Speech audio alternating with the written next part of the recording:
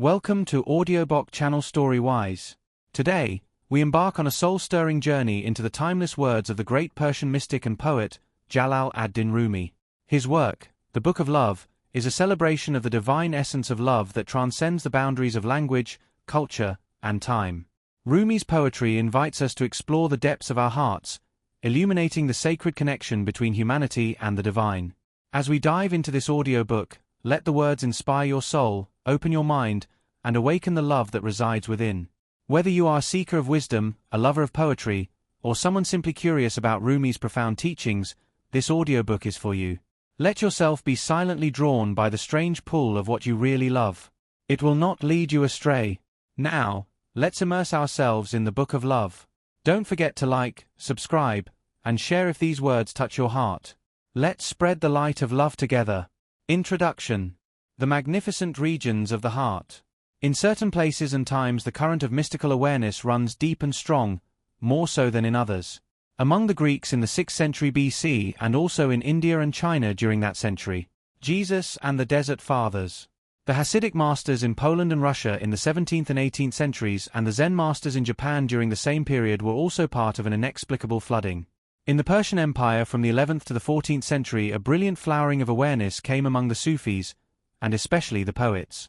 Jalaluddin Rumi, 1207–1273, was one of those conductors of knowing and being. Sufis call Rumi the Qutb, the pole, of love. Jilani, died in 1166, was the pole of power, and Ibn Arabi, 1165–1249, of knowledge. Through Rumi comes a transmission of the divine to this planet in the regions of love. His poetry is a record of his enduring the experience of living at the core. In each human being there is a meeting with the divine. That intersection is the heart. Sometimes we sense that love is our expertise, despite the obviously murderous bent of these days and hours. Still, we do love in many different ways. Let me count them. There are as many ways of loving as there are people, and that wildflower variety is the great beauty of this dimension of existence. I had a dream once where I saw a blue tinge to everything, and I felt, how the blueness was love. We couldn't see it with ordinary vision, but for dream seeing it was there, drenching the planet, which does appear blue, as we know, from space. At poetry readings I have said about Rumi's poetry, folks, this is not country music. It gets a laugh. Rumi says, fall in love in such a way that it frees you from any connecting. That's very different from the lonely wail of, she left me, he left me, she came back, she left again. Some of his lines have been put in songs. There is a grief of separation in them, but the words come from a different region than popular lyrics. I'm not saying there's not wisdom in country songs. There is plenty. The love that Rumi and Shams move into, though, includes those dimensions and moves through them to what Sufis call the kalb. I have no synonym for that, and perhaps not much experience of it, though I met one who lives there, Boa Muhyiddin. I am no great sheikhs of a lover myself. I get mean and jealous, distracted and forgetful. It's Rumi's and Boa station I try to speak of, not mine. At the end of his life Ouspensky told J. G. Bennett in a letter that nothing could be found by intellectual processes, and that there is only one hope, that we should find a way to work with a higher emotional center. That is the work that Rumi's poetry is about. Sufis say the heart is the comprehensive human reality, and that the way of love is a path of annihilation, of the beatitude of, as though it had never been. Our original state is non-being, non-existence, and we spend much of our lives trying to break free of matter, free of mind and desire, back into the deep region of being and non-being we are at the core. The refreshment of dreamless sleep when we are, but are not conscious, is a taste of it. We are here, then, but with no awareness of being here.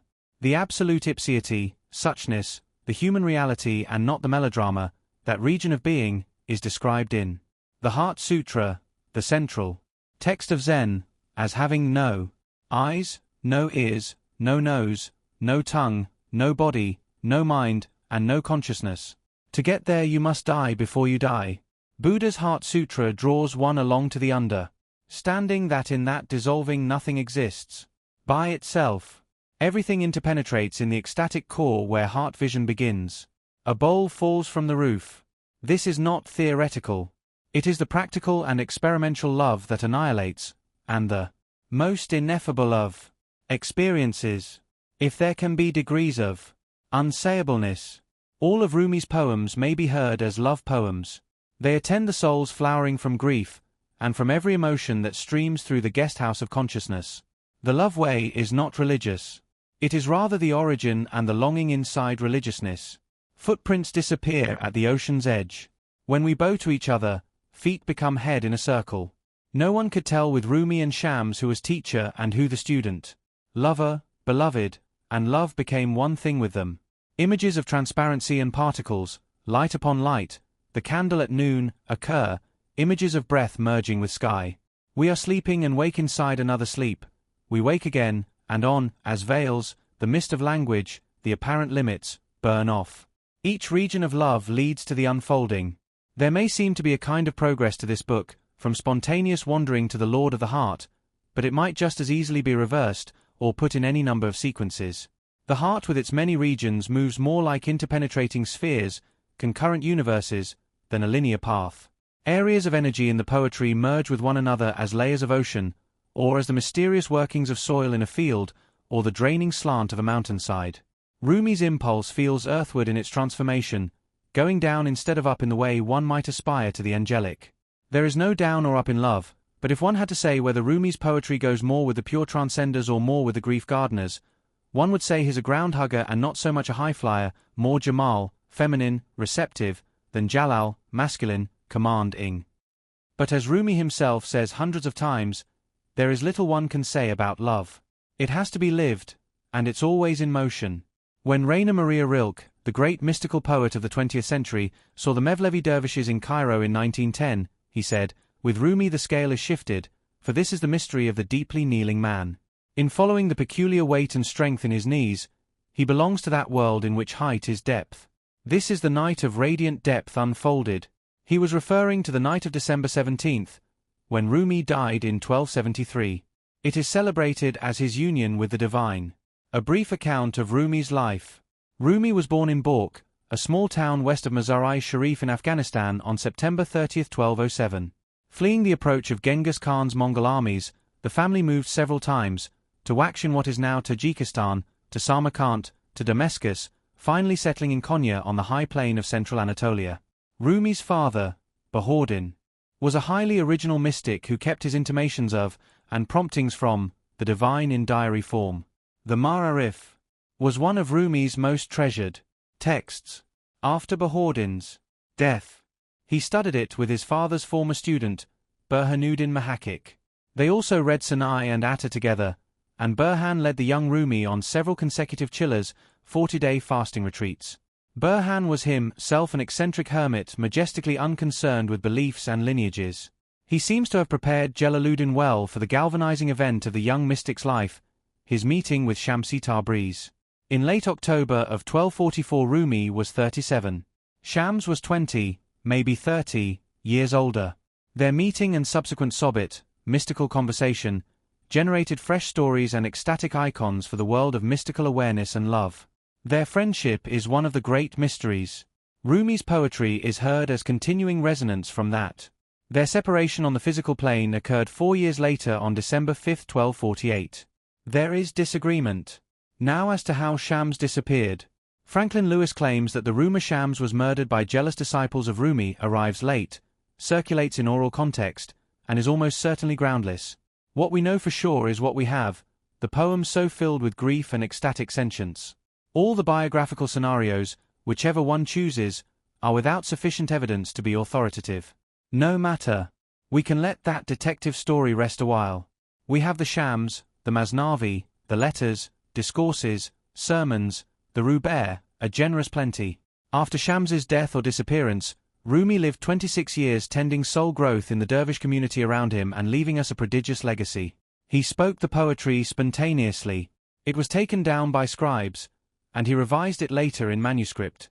Rumi was married twice. His first wife, Gauhar Khatun, died young. She bore 2 children, Sultan Vilad and Alidin. Rumi had 2 children also with his second wife, Kira Khatun, Mozaffar, a son, and Malik, a daughter. The central enigma of Rumi's life, of course, is Shams Tabriz, the electrifying, eccentric wanderer with the charisma of a desert wind, who knelt and prayed for a companion on his own level of attainment. A voice came, "What will you give?" "My head. Jalaluddin of Konya is your friend. He said later that he came to Rumi when Rumi was ready to receive his secret. But it was observed of Rumi and Shams that one could not tell who was the teacher and who the disciple. Thoreau went to the woods to simplify and find what was most deeply his. I did not want to live what was not life. Living is so dear. Some sentences sear the soul free of communal and personal habits, the situation we're born within. When Shams pushes Rumi's books into the fountain. At their first meeting, including his father Bahauddin's soul notes, he says, "Now you must live what you've been reading and talking about." Rumi relinquishes his books, and he and Shams go into retreat. Rumi asks for burning. Shams says, "I am fire." It is that which refines the poems to their daring intensity and courage, to their setting out into unknown regions, these heart quadrants that are so subtle and multivalent. Why should I seek more? I am the same as he. His essence speaks through me. I have been looking for myself. After this soul merging with Shams, Rumi found another living friend with whom to do the heart-opening work, Saladin Zarqub the goldsmith.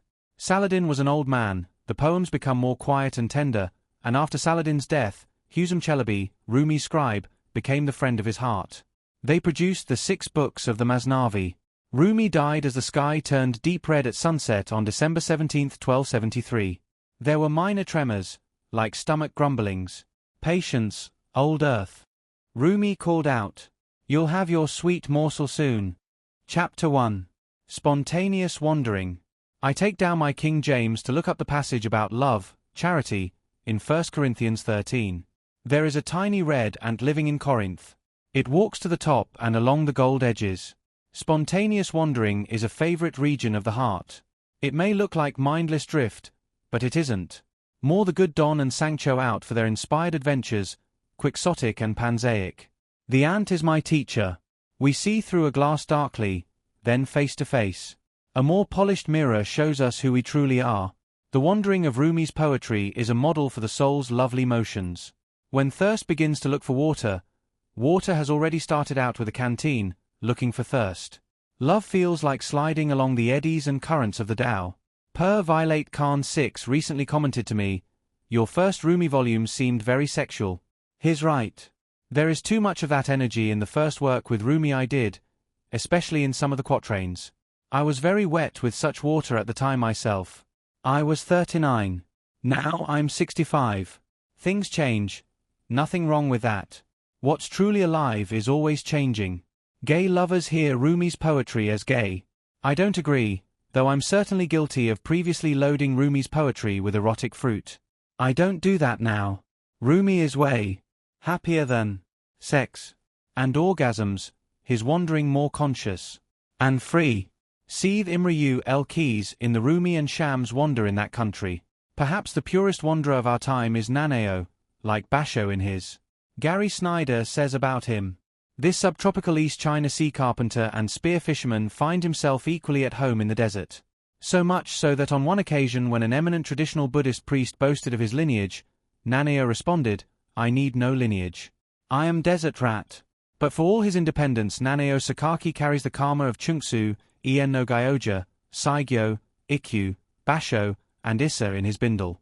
His work or play in the world is to pull out nails, free seized nuts, break loose the rusted, open up the shutters. You can put these poems in your shoes and walk 1,000 miles. Go with mud-why feet. When you hear a dirty story, wash your ears. When you see ugly stuff, wash your eyes. When you get bad thoughts, wash your mind. And keep your feet muddy. Naneo Sakaki. Excuse my wandering. How can one be orderly with this? It's like counting leaves in a garden, along with the song notes of partridges and crows. Sometimes organization and computation become absurd. 5 things. I have 5 things to say. 5 fingers to give into your grace. First, when I was apart from you, this world did not exist, nor any other. Second, whatever I was looking for was always you. Third, why did I ever learn to count to 3? Fourth, my cornfield is burning. Fifth, this finger stands for a beer, and this is for someone else. Is there a difference? Are these words or tears? Is weeping speech? What shall I do, my love? So the lover speaks, and everyone around begins to cry with him, laughing crazily, moaning in the spreading union of lover and beloved. This is the true religion. All others are thrown-away bandages beside it. This is the summer of slavery and mastery dancing together. This is not being. I know these dancers. Day and night I sing their songs in this phenomenal cage. The many wines. God has given us a dark wine so potent that, drinking it, we leave the two worlds. God has put into the form of hashish a power to deliver the taster from self-consciousness. God has made sleep, so that it erases every thought. God made Mainan love Layla so much, that just her dog would cause confusion in him. There are thousands of wines that can take over our minds. Don't think all ecstasies are the same. Jesus was lost in his love for God. His donkey was drunk on barley. Drink from the presence of saints, not from those other jars. Every object, every being, is a jar full of delight. Be a connoisseur, and taste with caution. Any wine will get you high. Judge like a king, and choose the purest. The ones unadulterated with fear, or some urgency about what's needed. Drink the wine that moves you, as a camel moves when it's been untied, and is just ambling about. Cooked heads. I have been given a glass that has the fountain of the sun inside.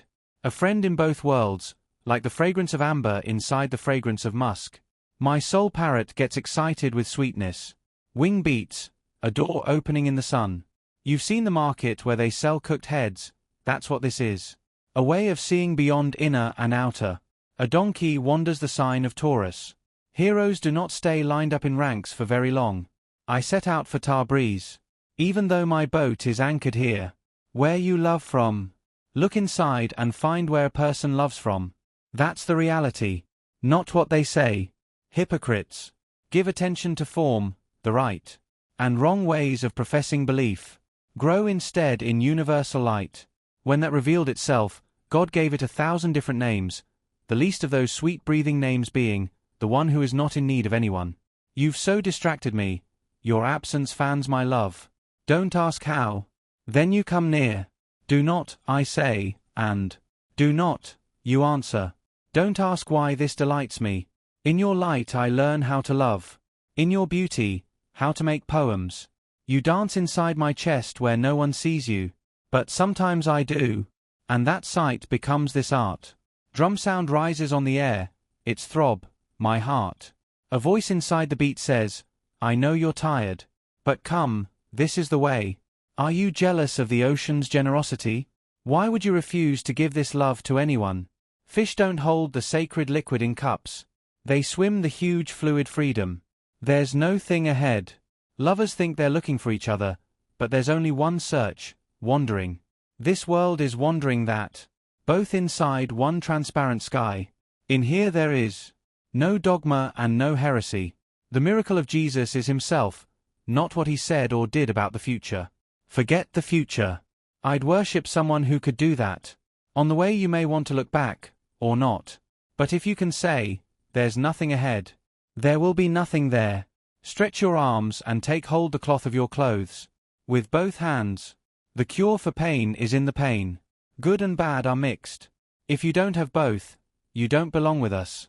When one of us gets lost, is not here, he must be inside us. There's no place like that anywhere in the world. Chapter 2.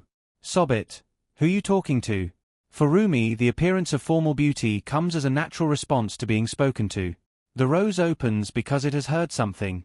The cypress grows strong and straight because a love secret is being whispered. Elegance in language arrives in response. Before creation there was a question, am I not your Lord? The simultaneous yes. That came is why we are here at all in the midst of 300 billion galaxies. I have a friend who, when she wants to know who I am seeing, who I am in love with, asks, who you talking to? The exchange of deep friendship makes a fine entrance into love and trust, into the mysterious action that moves through the eyes, the voice, the heart. Rumi wonders, can you see these escapees, the ones who have gotten free of their personalities and into the true self?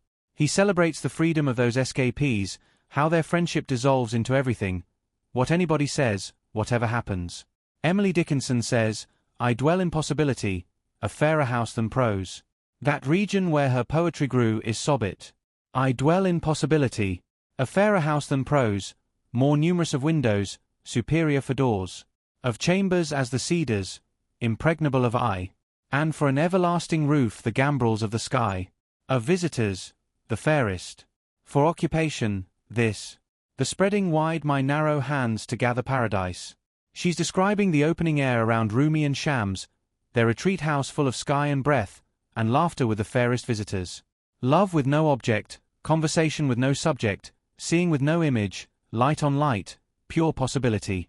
Rumi's love poems are not in the realm we're more familiar with, the earthy and sexual transcendence celebrated.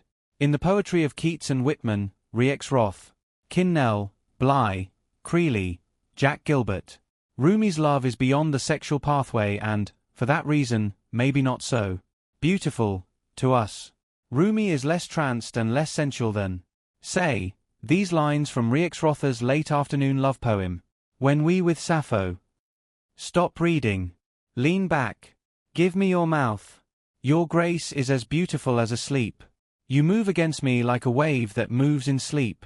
Your body spreads across my brain like a bird-filled summer. Not like a body, not like a separate thing, but like a nimbus that hovers over every other thing in all the world.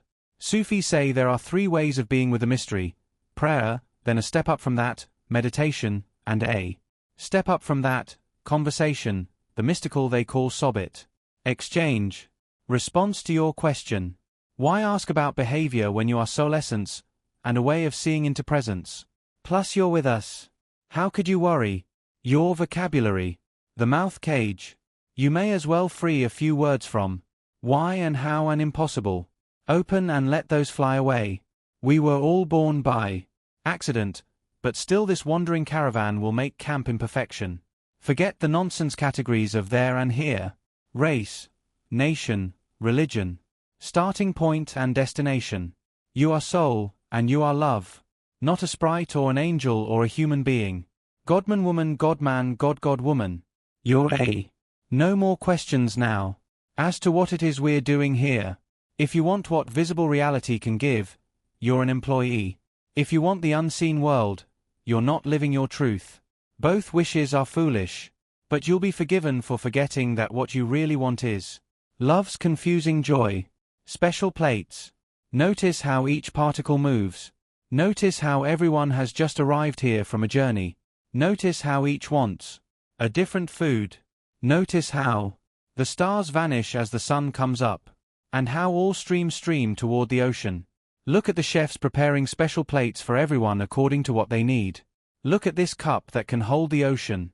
Look at those who see the face. Look through Shams's eyes into water. That is entirely jewels. You are not your eyes. Those who have reached their arms into emptiness are no longer concerned with lies and truth, with mind and soul, or which side of the bed they rose from. If you are still struggling to understand, you are not there.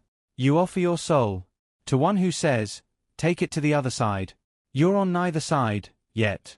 Those who love you see you on one side, or the other. You say Illa, only God, then your hungry eyes see you're in nothing. Lane 15 you're an artist, who paints both with existence and non. Shams could help you see who you are, but remember, you are not your eyes. What was said to the rose? What was said to the rose that made it open was said to me here in my chest. What was told the cypress that made it strong and straight? What was whispered the jasmine? So it is what it is, whatever made sugarcane sweet, whatever was said to the inhabitants of the town of Kaigil in Turkestan that makes them so handsome, whatever lets the pomegranate flower blush like a human face, that is being said to me now. I blush. Whatever put eloquence in language, that's happening here. The great warehouse doors open, I fill with gratitude, chewing a piece of sugarcane, in love with the one to whom every that belongs. The music. For 60 years I have been forgetful, every moment, but not for a second.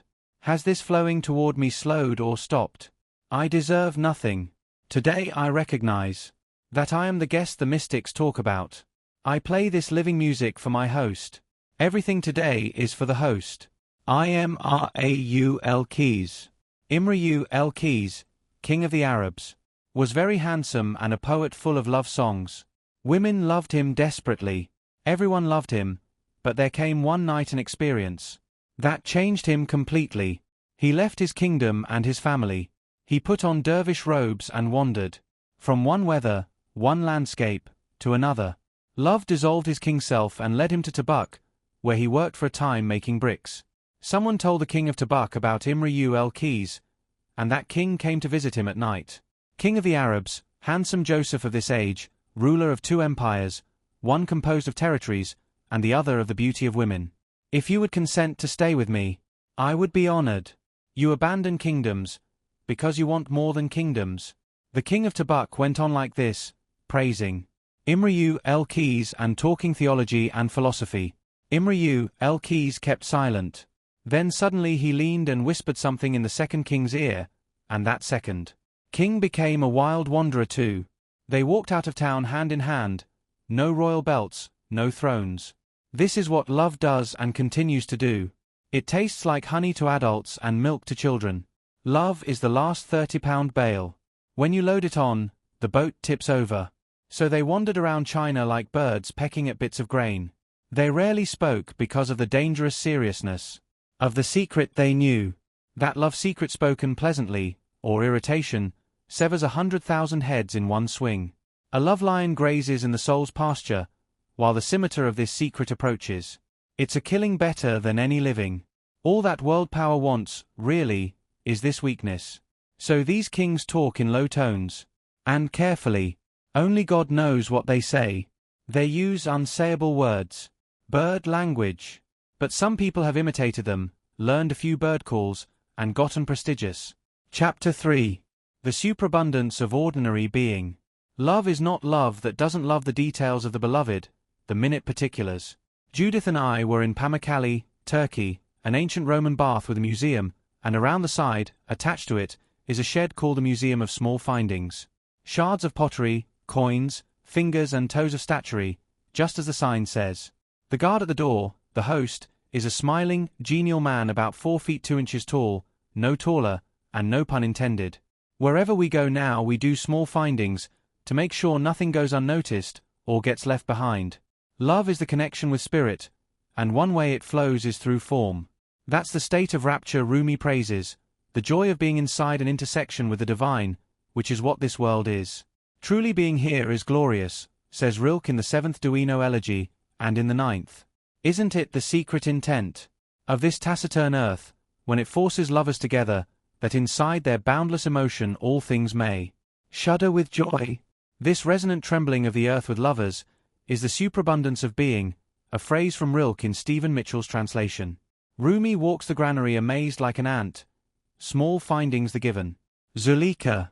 Zuleika let everything be the name of Joseph, from celery seed to aloes wood. She loved him so much she concealed his name in many phrases, the inner meanings known only to her.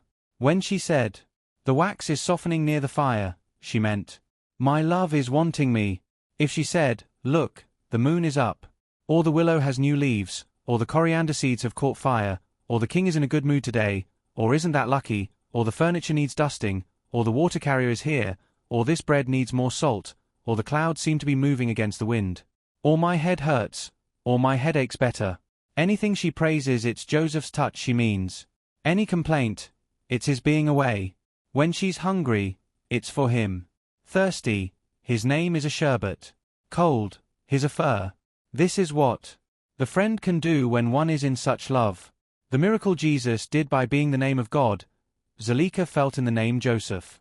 When one is united to the core of another, to speak of that is to breathe the name who, empty of self and filled with love. Put this design in your carpet. Spiritual experience is a modest woman who looks lovingly at one man. It's a great river where ducks live happily, and crows drown. The visible bowl of form contains food that is both nourishing and a source of heartburn. There is an unseen presence we honor that gives the gifts. Your water. We're the millstone. Your wind. We're dust blown up into shapes. Your spirit. We're the opening and closing of our hands. You're the clarity. We're this language that tries to say it. Your joy. We're all the different kinds of laughing. Any movement or sound is a profession of faith, as the millstone. Grinding is explaining how it believes in the river. No metaphor can say this. But I can't stop pointing to the beauty. Every moment and place says, put this design in your carpet. The road home. An ant hurries along a threshing floor. with its wheat grain, moving between huge stacks of wheat, not knowing the abundance. All around, it thinks its one grain is all there is to love. So we choose a tiny seed to be devoted to. This body, one path or one teacher. Look wider and farther. The essence of every human being can see, and what that essence eye takes in. The being becomes Saturn, Solomon. The ocean pours through a jar, and you might say it swims inside. The fish. This mystery gives peace to your longing and makes the road home home. This is enough. Aphrodite singing gazelles. A sky with gold streaks across. A stick that finds water in stone. Jesus sitting quietly near the animals. Night so peaceful. This is enough. Was always true. We just haven't seen it. The hoopoe already wears a tufted crown. Each ant is given its elegant belt at birth. This love we feel pours through us like a giveaway song. The source of now is here. Uzer. Which reminds me of the sons of Uzer, who are out looking for their father. They have grown old, and their father has miraculously grown young. They meet him and ask, "Pardon us, sir, but have you seen Uzer? We hear that he's supposed to be coming along this road today." "Yes," says Uzer. "He's right behind me." One of his sons replies, "That's good news." The other falls on the ground. He has recognized his father. What do you mean news? We're already inside the sweetness of his presence. To the mind, there is such a thing as news, whereas to inner knowing, it's all in the middle of its happening. To doubters, this is a pain. To believers, it's gospel. To the lover and the visionary, it's life as it's being lived. Out of nowhere a horse brought us here where we taste love until we don't exist again. This taste is the wine we always mention. Amazed mouth. The soul. A wide listening sky with thousands of candles.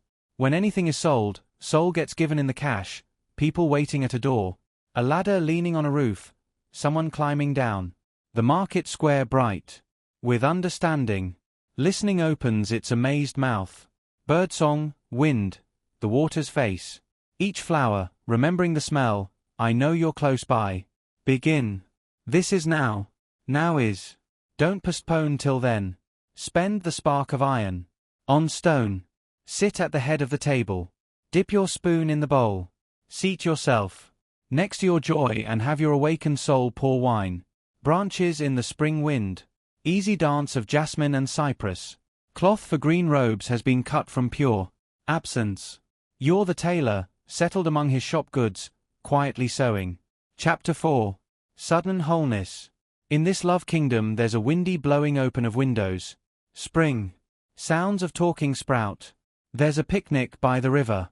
Identity is music, and poems are rough notations of the melodies. This station gives the lover glimpses of a spirit wholeness running through the apparent chaos, a rightness that weaves a pattern the lover sees in the dissonant and daily. Here is the auspicious beginning. Kindness stands in the door. You walk out together like the Zen master Basho moving around Kyoto, pining for Kyoto. The phenomenal and the numinous grow identical.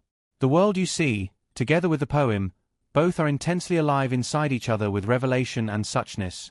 That's the feeling in this region. Continuous seasonal epiphany, grief, elation, whimsy.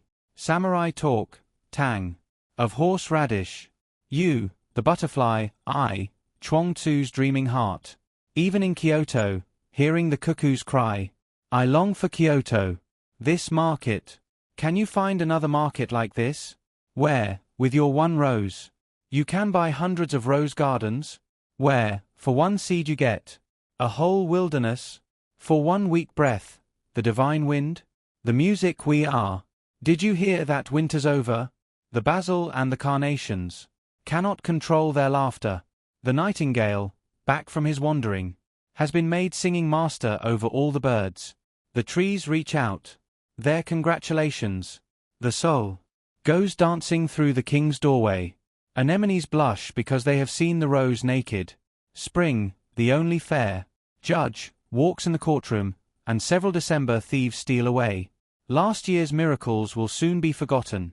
New creatures whirl in from non-existence, galaxies scattered around their feet. Have you met them? Do you hear the bud of Jesus crooning in the cradle? A single narcissus Flower has been appointed inspector of kingdoms. A feast is set. Listen. The wind is pouring wine. Love. Used to hide inside images. No more. The orchard hangs out its lanterns. The dead come stumbling by in shrouds. Nothing can stay bound or be imprisoned. You say, end this poem here and wait for what's next. I will. Poems are rough notations for the music we are. Walnuts. Philosophers have said that we love music because it resembles the sphere sounds of union.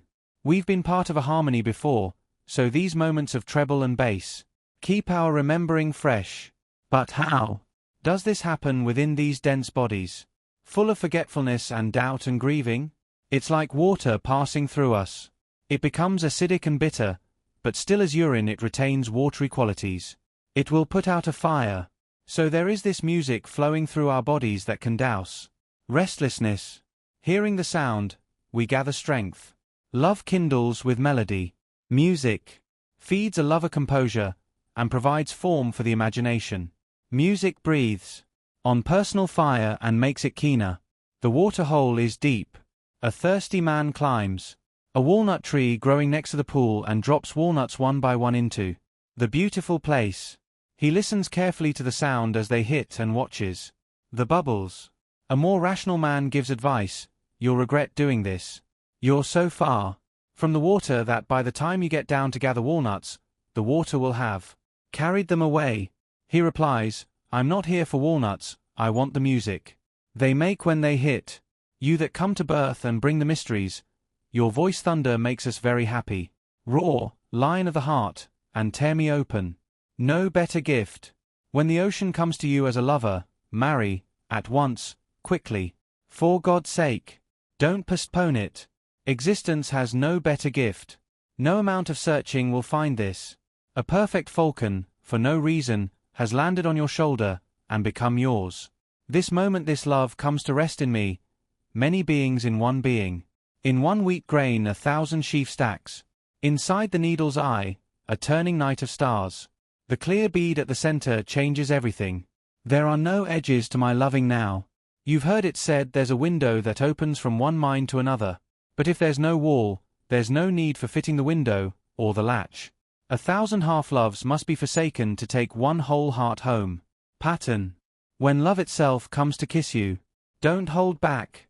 When the king goes hunting, the forest smiles. Now the king has become the place and all the players, prey. Bystander, bow, arrow, hand, and release. How does that feel? Last night's dream enters these open eyes.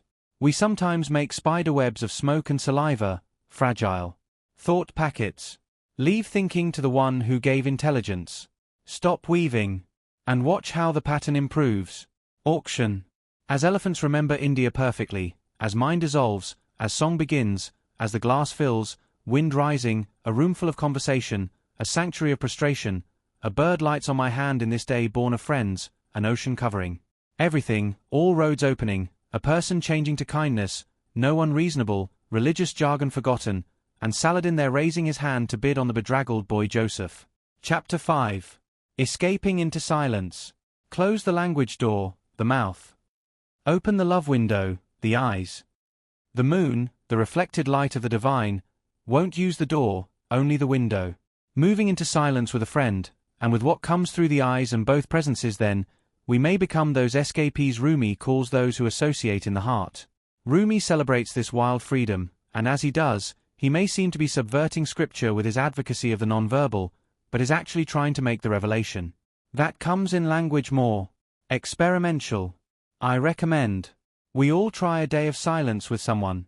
Just one day. Quietness. Inside this new love, die. Your way begins on the other side. Become the sky. Take an axe to the prison wall. Escape. Walk out. Like someone suddenly born into color. Do it now. You're covered with thick cloud. Slide out the side. Die.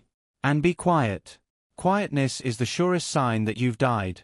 Your old life was a frantic running from silence. The speechless full moon comes out now. Some kiss we want. There is some kiss we want with our whole lives, the touch of spirit on the body. Seawater begs the pearl to break its shell. And the lily, how passionately it needs some wild darling. At night, I open the window and ask the moon to come and press its face against mine. Breathe into me, close the language door and open the love window. The moon won't use the door, only the window. The water wheel. Stay together, friends. Don't scatter and sleep. Our friendship is made of being awake. The water wheel accepts water and turns and gives it away, weeping. That way it stays in the garden, whereas another roundness rolls through a dry riverbed looking for what it thinks it wants. Stay here, quivering with each moment like a drop of mercury. Blessing the marriage. This marriage be wine with halva, honey dissolving in milk. This marriage be the leaves and fruit of a date tree. This marriage be women laughing together for days on end. This marriage, a sign for us to study.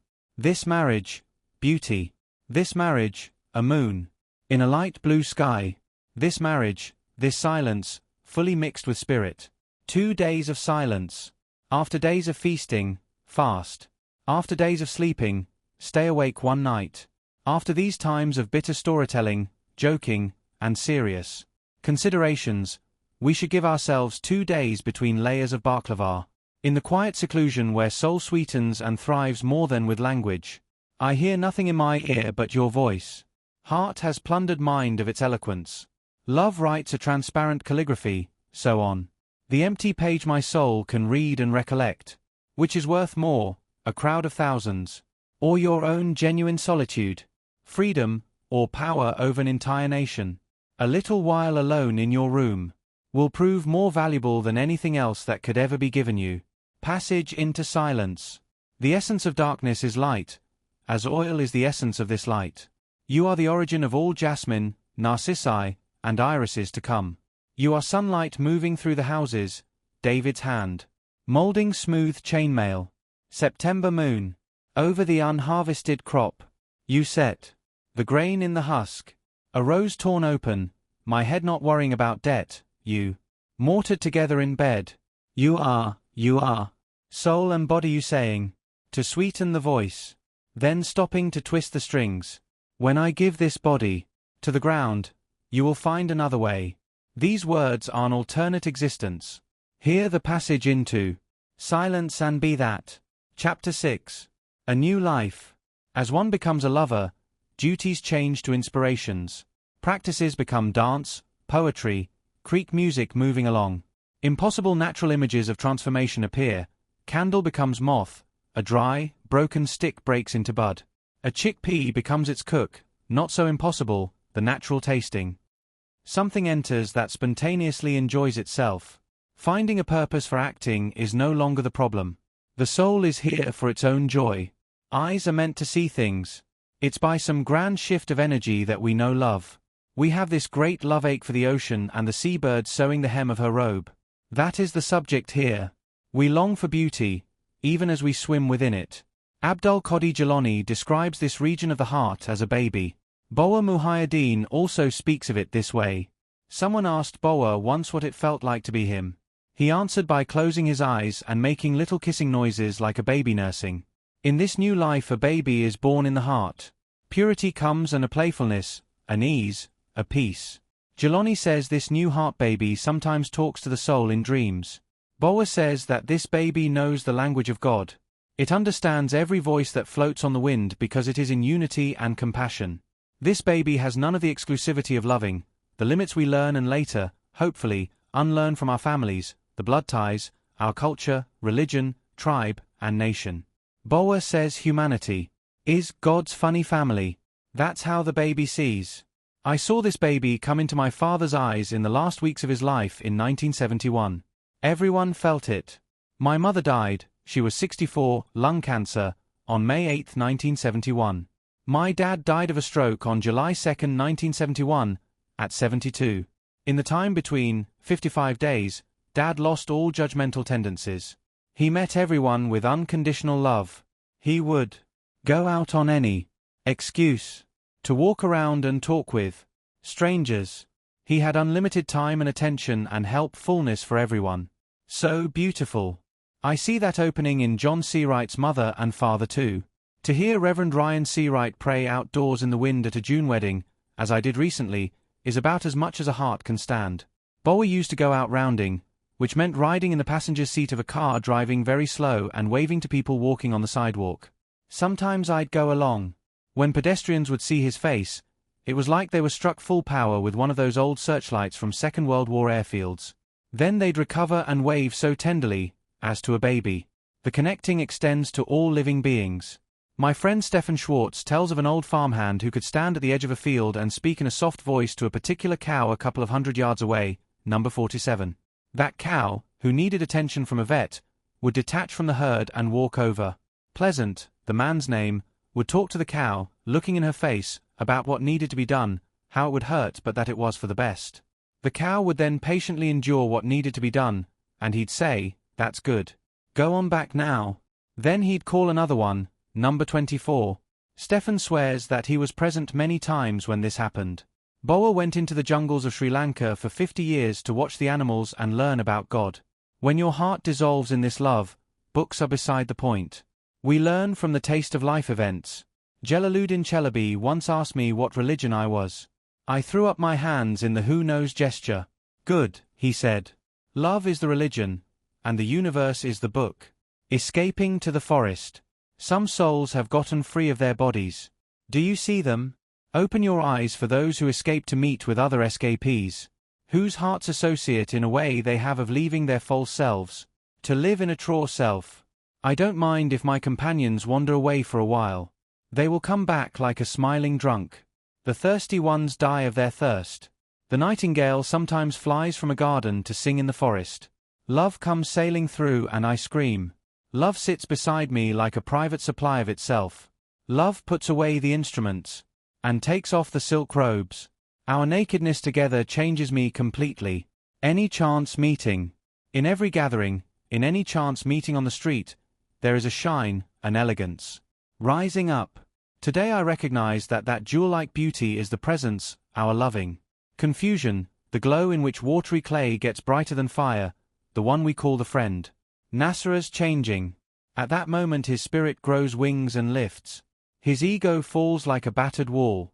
He unites with God, alive, but emptied of Nasa. His ship sinks and in its place move the ocean waves. His body's disgrace, like a falcon's loosened binding, slips from the falcon's foot. His stones drink in water. His field shines like satin with gold threads in it. Someone dead 100 years steps out strong and handsome.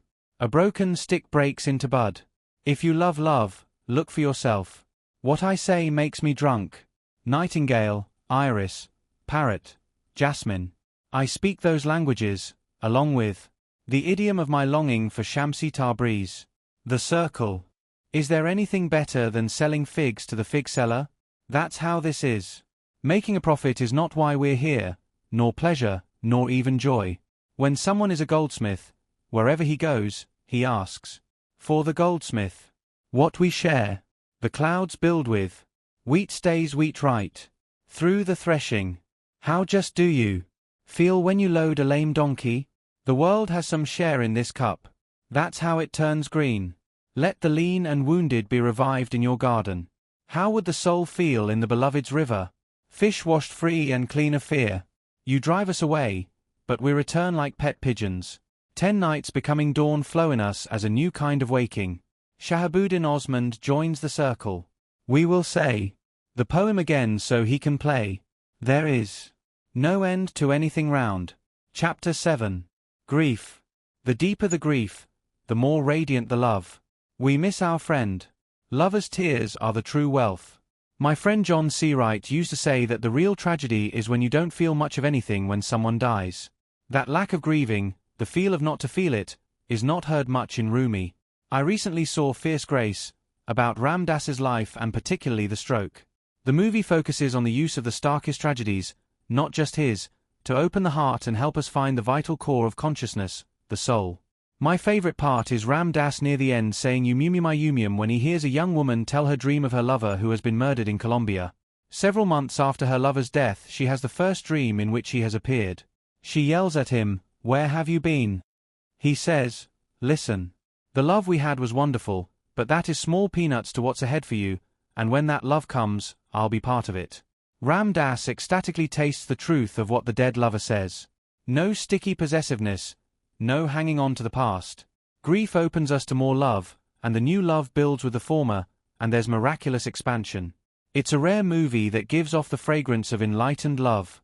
This one does. The Death of Saladin. You left ground and sky weeping, mind and soul full of grief.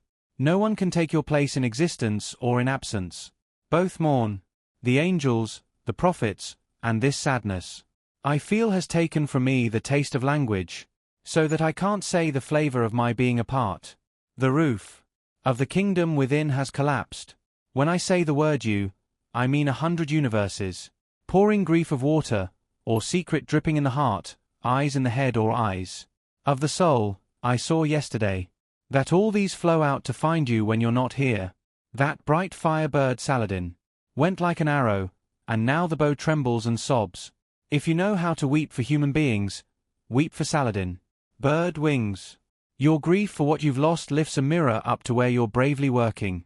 Expecting the worst, you look, and instead, here's the joyful face you've been wanting to see.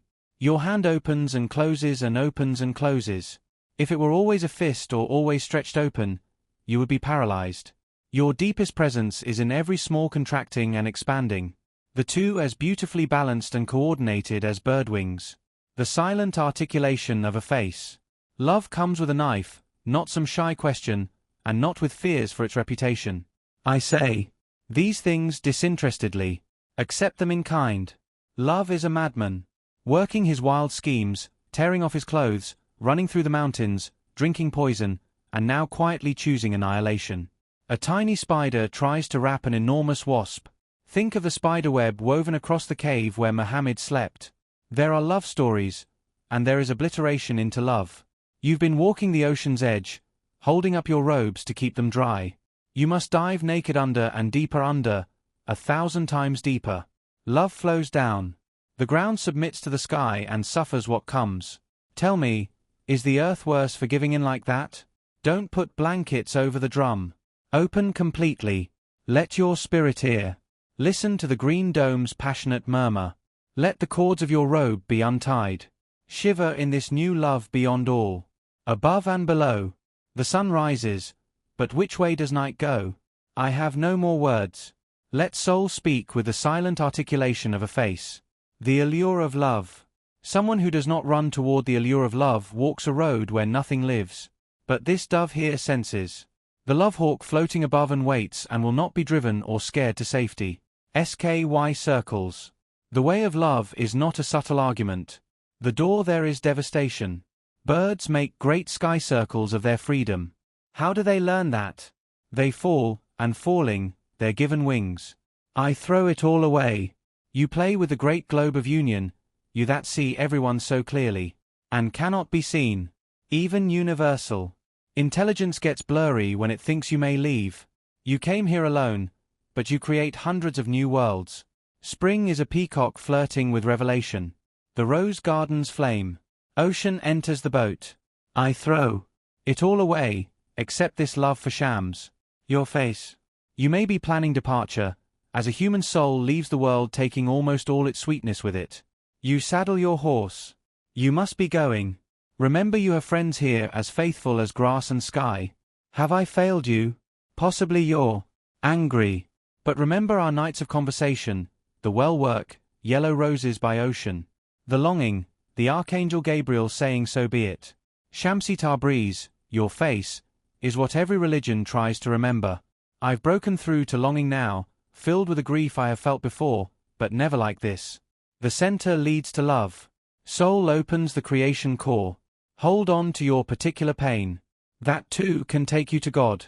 My work is to carry this love, as comfort for those who long for you, to go everywhere you've walked, and gaze at the pressed down dirt.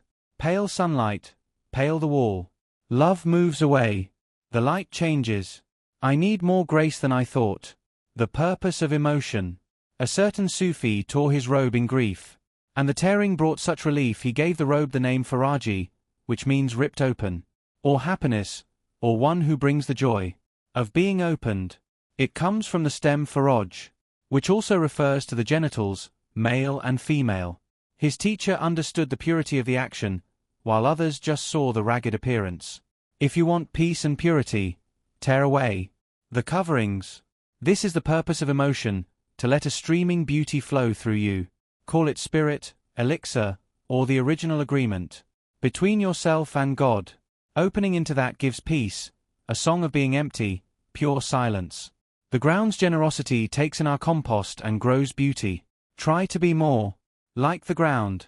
Give back better, as rough clods return an ear of corn, a tassel, a barley, orn, this sleek handful of oats. Chapter 8. Tavern Madness. There is an overwhelming contact with the divine called drunkenness. The tavern is a place of shared mystical experience as opposed to the church with its tradition of received, and sometimes unquestioned, belief, though churches can sometimes turn into taverns. The tavern is an excited region where one is out of one's mind, with others. The wine there is not an Australian Merlot, but the shared sense of presence flowing through. The top of one's head blows. My nun, the mad lover, sees Layla's dog and faints.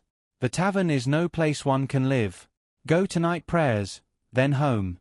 It is a state of stunned surrender that will eventually be left behind for the clarity of dawn.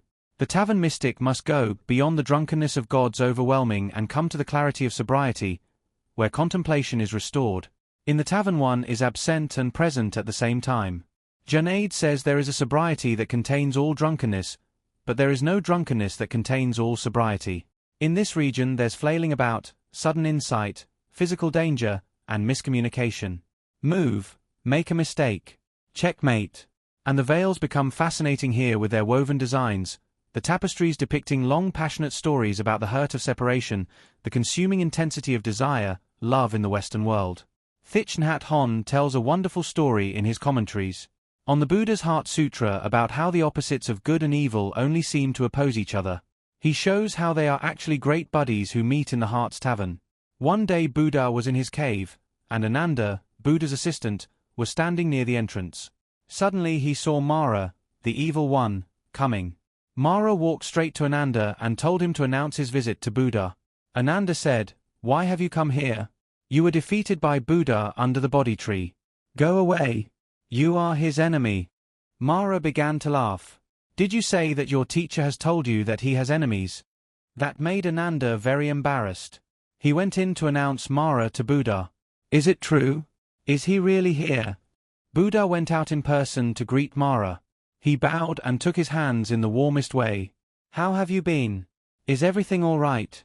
After they sat down to tea, Mara said, "Things are not going well at all. I am tired of being a Mara. You have to talk in riddles, and if you do anything, you have to be tricky and look evil. I'm tired of all that. But the worst part is my disciples. Now they are talking about social justice, peace, equality, liberation, non-duality, non-violence, all that. It would be better if I hand them all over to you. I want to be something else." Buddha listened with compassion. "Do you think it's fun being a Buddha? My disciples put words in my mouth that I never said. They build garish temples. They package my teachings as items for commerce. Mara, you don't really want to be a Buddha." Ananda continued to be puzzled and amazed by their conversation. The beautiful wholeness of it cannot be accepted by the mind. I am a glass of wine with dark sediment. I pour it all in the river. Love says to me, "Good, but you don't see your own beauty." I am the wind that mixes in your fire, who stirs and brightens, then makes you gutter out. Smoke. Don't listen to anything I say. I must enter the center of the fire. Fire is my child, but I must be consumed and become fire. Why is there crackling and smoke? Because the firewood and the flames are still talking about each other. You are too dense. Go away. You are too wavering. I have solid form. In the blackness those friends keep arguing. Like a wanderer with no face. Like the most powerful bird in existence sitting on its perch, refusing to move. I'm not saying this right. You bind me, and I tear away in a rage to open out into air, a round brightness, a candle point. All reason, all love. This confusing joy, your doing, this hangover, your tender thorn. You turn to look, I turn. I'm not saying this right. I am a jailed crazy who ties up spirit women. I am Solomon. What goes comes back. Come back. We never left each other. A disbeliever hides disbelief, but I will say his secret. More and more awake, getting up at night, spinning and falling in love with shams. Who says words with my mouth? Who looks out with my eyes? What is the soul? I cannot stop asking. If I could taste one sip of an answer, I could break out of this prison for drunks. I didn't come here of my own accord, and I can't leave that way. Whoever brought me here will have to take me home. This poetry. I never know what I'm going to say. I don't plan it. When I'm outside the saying of it, I get very quiet and rarely speak at all. We have a huge barrel of wine, but no cups.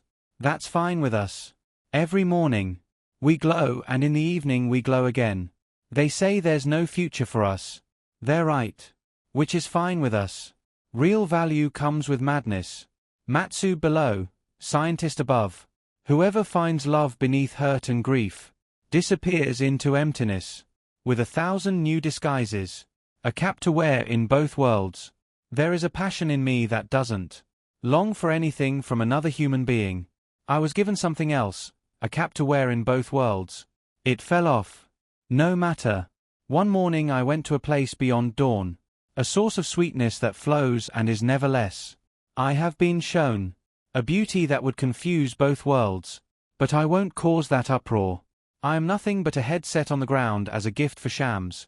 Midnight, but your forehead shines with dawn. You dance as you come to me, and curl by curl undo the dark. Let jealousy end. There's a strange frenzy in my head, of birds flying, each particle circulating on its own. Is the one I love everywhere? Fringe. You wreck my shop and my house and now my heart, but how can I run from what gives me life? I'm weary of personal worrying, in love with the art of madness. Tear open my shame, and show the mystery. How much longer do I have to fret with self-restraint and fear? Friends, this is how it is. We are fringe sewn inside the lining of a robe. Soon, we'll be loosened, the binding threads torn out. The beloved is a lion. We're the lame deer in his paws. Consider what choices we have. Drunks fear the police, but the police are drunk too. People in this town, we love them both like different chess pieces. The ache and confusion. Near the end you saw rose and thorn together, evening and morning light commingling. You have broken many shapes and stirred their colors into the mud. Now you sit in a garden not doing a thing, smiling. You have felt the ache and confusion of a hangover, yet you take again the wine that's handed you. Let the lover be disgraceful, crazy, absent-minded. Someone sober will worry about things going badly. Let the lover be wonder without willpower. Love's way becomes a pen, sometimes writing G sounds like gold or R sounds. Like tomorrow in different calligraphy styles sliding by, darkening the paper. Now it's held upside down, now beside the head, now down and onto something else, figuring. One sentence saves an illustrious man from disaster, but fame does not matter to the split tongue of a pen. Hippocrates knows how the cure must go. His pen does not. This one I am calling pen, or sometimes flag, has no mind. You, the pen, are most sanely insane. You cannot be spoken of rationally. Opposites are drawn into your presence but not to be resolved. You are not whole, or ever complete. You are the wonder without willpower going where you want. Chapter 9. Absence. Love as a way into God is wild and bewildering. Union. Absence. What do these words mean? Atta says if you want to learn the secrets of love that your soul can know, you will sacrifice everything. You will lose what you have considered valuable, but eventually you'll hear the voice you've most wanted to hear saying, yes. Come in. Another Sufi, Junaid, recommends that we jump. Plunge head first into the ocean of your loving. Then look around patiently for the pearl that is yours. This heart region is a vast emptiness. Neviturgeon calls it absence. Rumi explores the images of a desert night, an empty pot, a house with a broken door, the weaning of a child, the flute before breath comes through. When his friend Saladin dies, Rumi says, the roof of the kingdom within has collapsed, and I can no longer taste the flavor of my being apart. Lee Marvin in Paint Your Wagon. I'm an ex-citizen of nowhere, and sometimes I get homesick. At the end of our loving is a depth of absence that's tremendously familiar. A high desert plain. But really there is no end to love's unfolding, and no one can tell you how yours should or will go. The troubadours and Romeo and Juliet, Antony and Cleopatra, Anna Karenina, Jude the Obscure, Lorca's love poems, Malays, they all have wisdom for the various stages of love's progress. Rumi, Hafez, and Emily Dickinson have ideas and images for the annihilation of absence. The infinite a sudden guest has been assumed to be. But how can that stupendous come which never went away? Some people entertain this guest in specific physical form for a certain amount of time. Be grateful for such a chance, but remember, everyone has in them the great love that Rumi's poetry comes out of. It is the given that never goes away. You are an ocean in a drop of dew, all the universe is in a thin sack of blood. What are these pleasures then, these joys, these worlds, that you keep reaching for, hoping they will make you more alive? Like light over this plain. A moth flying into the flame says with its wing fire, try this. The wick with its knotted neck broken tells you the same. A candle as it diminishes explains, gathering more and more is not the way. Burn, become light and heat and help. Melt. The ocean sits in the sand letting its lap fill with pearls and shells, then empty. A bitter salt taste hums, this. The phoenix gives up on good and bad, flies. To rest on Mount Kaf, no more burning and rising from ash. It sends out one message. The rose purifies its face, drops the soft petals, shows its thorn, and points. Wine abandons thousands of famous names, the vintage years and delightful bouquets, to run wild and anonymous through your brain. The flute closes its eyes and gives its lips to Hamza's emptiness. Everything begs with the silent rocks for you to be flung out like light over this plain. The presence of shams. Candlelight becomes moth. Inside a lover's heart there's another world, and yet another. Inside the friend of this community, of lovers, an ear that interprets mystery, a vein of silver in the ground, and another sky. Intellect and compassion are ladders we climb, and there are other ladders as we walk. The night hearing a voice that talks of forgiveness. Inside Shams's universe candlelight itself becomes a moth to die in his candle. The basket of fresh bread. If you want to learn theory, talk with theoreticians. That way is oral. When you learn a craft, practice it. That learning comes through the hands. If you want dervishhood, spiritual poverty, and emptiness, you must be friends with a teacher. Talking about it, reading books, and doing practices don't help. Soul receives from soul that knowing. The mystery of absence may be living in your pilgrim heart, and yet the knowing of it may not yet be yours. Wait for the illuminated openness, as though your chest were filling with light, as when God said, "Did we not expand you?" Quran 57:4. Don't look for it outside yourself. You are the source of milk. Don't milk others. There is a fountain inside you. Don't walk around with an empty bucket. You have a channel into the ocean. Yet you ask for water from a little pool. Beg for the love expansion. Meditate only on that. The Quran says, "And he is with you." 57:4. There is a basket of fresh bread on your head, yet you go door to door asking for crusts. Knock on the inner door, no other. Sloshing knee-deep in fresh river water, yet you keep asking for other people's water bags. Water is everywhere around you, but you see only barriers that keep you from water. The horse is beneath the rider's thighs, and still you ask, "Where's my horse?" Under you. Right there. Can't you see? Yes, this is a horse, but where's the horse? Yes, I can see, but whoever saw such a horse?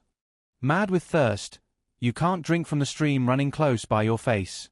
You are like a pearl on the deep bottom wandering inside the shell. Where's the ocean? Form the barrier. And only that. Those mental questionings stay bewildered inside God. When you are with everyone but me, you're with no one. When you are with no one but me, you're with everyone. Instead of being so bound up with everyone, be everyone. When you become that many, you're nothing. Empty. This torture. Why should we tell you our love stories? When you spill them together like blood in the dirt. Love is a pearl lost on the ocean floor, or a fire we can't see. But how does saying that push us through the top of the head into the light above the head? Love is not an iron pot, so this boiling energy won't help. Soul, heart, self. Beyond and within those is one saying. How long before I'm free of this torture? Chapter 10. Animal energies. Any love, earth love, spirit, the way of a man with a maid, the way of a dog with almost anybody, the way of a hawk with the wind, of a swan with a pond, of grandparents with grandchildren, of an ant with a grain of corn, of a lion with a gazelle, all the natural drawings together lead eventually to annihilation. This is the mystery of the animal energies. Rumi says, astonishingly, God lives between a human being and the object of his desire. Discourse number 44. This is radical theology to this day, when major crises have roots in sexual repression, the Catholic paedophile priesty boys, the Muslim enraged at women, dismayed by Westernese with impurity vandals. We Americans have our own dead-to-life versions of denying the horny animal energies. We lie a lot. We avoid the intimacy of truth. We make nice, blind to our own rage. When we start bombing, we overdo it and never consider the tremendous collateral damage as another form of terrorism. Very different, but still a terror. I like to think of the first mystical poem as that figure, incised, and painted, into the farthest wall of the cave called Les Trois Frères in southern France. The animal. Joseph Campbell called him God of the Cave. He does the dance of human and animal at once, owl, lion, horse, stag, man. He incorporates them all visually and looks out at you with your own menagerie, who have gone inward far enough to meet his gaze. Animals can live inside the landscape without our noisy self-consciousness.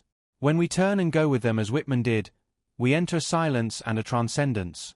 We perceive through their eyes with their energies. This is a metaphor, a tremendously important one, as well as an experience. Hazrat Inayat Khan says that seekers should accomplish their desires that they may thus be able to rise above them to the eternal goal. At the core of each person's nature are unique seeds of desiring, which flourish through the development of personality, not through any suppression of it. We are not to become pale renunciate ciphers with no wantings. The animals of desiring, the rooster of lust, the duck of urgency, the horse of passion, the peacock of wanting recognition, the crow of acquiring things, the lion of majesty, the zebra of absence, I made that one up. These are not to be thwarted but lived, transmuted, and incorporated. This is the art of forming a personality. Only when we live the animal powers do we learn that those satisfactions are not what we truly wanted. There's more, and we are here to follow the mysteries of longing beyond where they lead. The purpose of desire is to perfect the longings, for at the core of longing is the friend, Christ, Krishna, the emptiness, wherever it was that Igjagajuk, the Eskimo shaman, was when he came back from 40 nights on the ice floes with one sentence, "There is nothing to fear in the universe." The great love at the center of longing has no fear in it. There is a witness who watches the obstreperous play of flame and eros and says, "This is the dance of existence." A great mutual embrace is always happening between the eternal and what dies, between essence and accident. We are all writing the book of love. Everything goes in. All the particles of the world are in love and looking for lovers. Pieces of straw tremble in the presence of amber. Isn't that the deal? We're here to love each other, to deepen and unfold that capacity, to open the heart. And that means living in the witness, I'm beginning to see. Hearing Rumi's poetry helps. He would say, though, that poetry can be dangerous, especially beautiful poetry, because it gives the illusion of having had the experience without actually going through it. He would periodically swear off the stuff. No more God poems, I want the presence. No more love poems, I want to be love. This region of animal energies is where sexuality enters love's book most obviously, although eros, as Freud showed, is a powerful ingredient in many motions that draw us. Sex is as basic and nourishing to human beings as baking bread. Rumi implies as much in the heroic simile of the bread-making poem. Love-making is going on everywhere among the forms, and in a startling variation of the golden rule he says, "Remember, the way you make love is the way God will be with you." Once in an informal moment, there were many, talking to a young couple about their love life, my teacher spoke to the young man, "You have seen the bull, how he goes and licks the cow before he mounts her. This is good. We can learn much from the animals." With me he counseled not cunnilingus so much as restraint. It always tickled him that my name was Barks. "The dog of desire," he would begin, "we can learn from that one, but we must not let him lead us all over town, pulling to sniff a piece of garbage, to a place where another dog has urinated, then to roll on a dead fish. He will drag us around like this if we let him. He will take over our lives. We must discipline this dog and sometimes tie him up in the backyard and give him only scraps." He had my number. Do not neglect the licking, though, is still my bullish theme. Interesting in this regard are the names that Boa Muhyiddin had for three illusion-making capacities of human sexuality: Shuran, the enjoyment of the images that come to one's mind at the moment of orgasm; Singhan, the arrogance experienced in that same moment, associated with karma and with the qualities of the lion; Tarahan, the pathway of attraction that leads to the sexual act. It is associated with the birth canal or vagina. The three powers are thought of as sons of Maya. It is fascinating that there are these ancient Tamil words for mental processes we have barely noticed in the West, the first two, at least. Note: the reference above to priest boys and Muslim vandals is very UN Boa. Snide, divisive, pleased with its clever self-remarks will probably not help bring us into one loving family. Think that you're gliding out from the face of a cliff like an eagle. Think you're walking like a tiger walks by himself in the forest. You're most handsome when you're after food. The public bath. Imagine the phenomenal world as a furnace heating water for the public bath. Some people carry baskets of dung to keep the furnace going. Call them materialists, energetic, fire-stoking citizens. One of those brags how he's collected and carried 20 dung baskets today, while his friend has brought 6. They think the counting up at nightfall is where truth lies. They love the smoke smell of dried dung, and how it blazes up like gold. If you give them musk or any fragrance of soul intelligence, they find it unpleasant and turn away. Others sit in the hot bath water and get clean. They use the world differently. They love the feel of purity, and they have dust marks on their foreheads from bowing down. They are separated by a wall from those who feed the fires, busy in the boiler room belittling each other. Sometimes, though, one of those leaves the furnace, takes off the burnt-smelling rags, and sits in the cleansing water. The mystery is how the obsessions of furnace stokers keep the bathwater of the others simmering perfectly. They seem opposed, but they're necessary to each other's work, the proud piling up of fire worship, the humble disrobing, and emptying out of purification. As the sun dries wet dung to make it ready to heat water, so dazzling sparks fly from the burning filth. Mashallah. There's someone swaying by your side, lips that say mashallah, mashallah. Wonderful. God inside attraction. A spring no one knew of wells up on the valley floor. Lights inside a tent lovers move toward. The refuse of Damascus gets turned over in the sun. Be like that yourself. Say mercy, mercy to the one who guides your soul, who keeps time. Move, make a mistake, look up. Checkmate. Spirit and body. Don't feed both sides of yourself equally. The spirit and the body carry different loads and require different attentions. Too often we put saddlebags on Jesus and let the donkey run loose in the pasture. Don't make the body do what the spirit does best, and don't put a big load on the spirit that the body could easily carry. Bread making. There was a feast. The king was in his cups. He saw a learned scholar walking by. Bring him in and give him some of this fine wine. Servants rushed out and brought the man to the king's table, but he was not receptive. I had rather drink poison. Take it away. He kept on with these loud refusals, disturbing the atmosphere of the feast. This is how it sometimes is at God's table.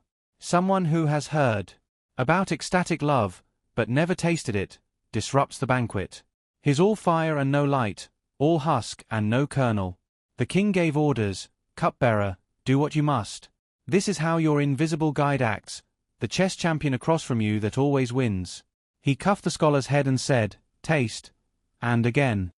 The cup was drained, and the intellectual started singing and telling ridiculous jokes. He joined the garden, snapping his fingers and swaying. Soon, of course, he had to pee. He went out, and there near the latrine was a beautiful woman, one of the king's harem. His mouth hung open. He wanted her. Right then, he wanted her. And she was not unwilling. They fell to, on the ground. You've seen a baker rolling dough. He kneads it gently at first. Then more roughly. He pounds it on the board. It softly groans under his palms. Now he spreads it out and rolls it flat. Then he bunches it. And rolls it all the way out again. Thin. Now he adds water and mixes it well. Now salt. And a little more salt. Now he shapes it delicately to its final shape and slides it into the oven, which is already hot. You remember bread making. This is how your desire tangles with a desired one. And it's not just a metaphor for a man and a woman making love. Warriors in battle do this too. A great mutual embrace is always happening between the eternal and what dies, between essence and accident. The sport has different rules in every case, but it's basically the same. And remember, the way you make love is the way God will be with you. Sexual urgency and true virility. Someone offhand to the Caliph of Egypt. The king of Mosul has a concubine like no other. She looks like this. He draws her likeness on paper. The Caliph drops his cup. He immediately sends his captain to Mosul with an army. The siege goes on for weeks, many casualties. The walls and towers unsteady as wax. The king of Mosul sends an envoy. Why this killing? If you want the city, I will leave and you can have it. If you want more wealth, that's even easier. The captain takes out the piece of paper. This. The strong king is quick to reply. Lead her out.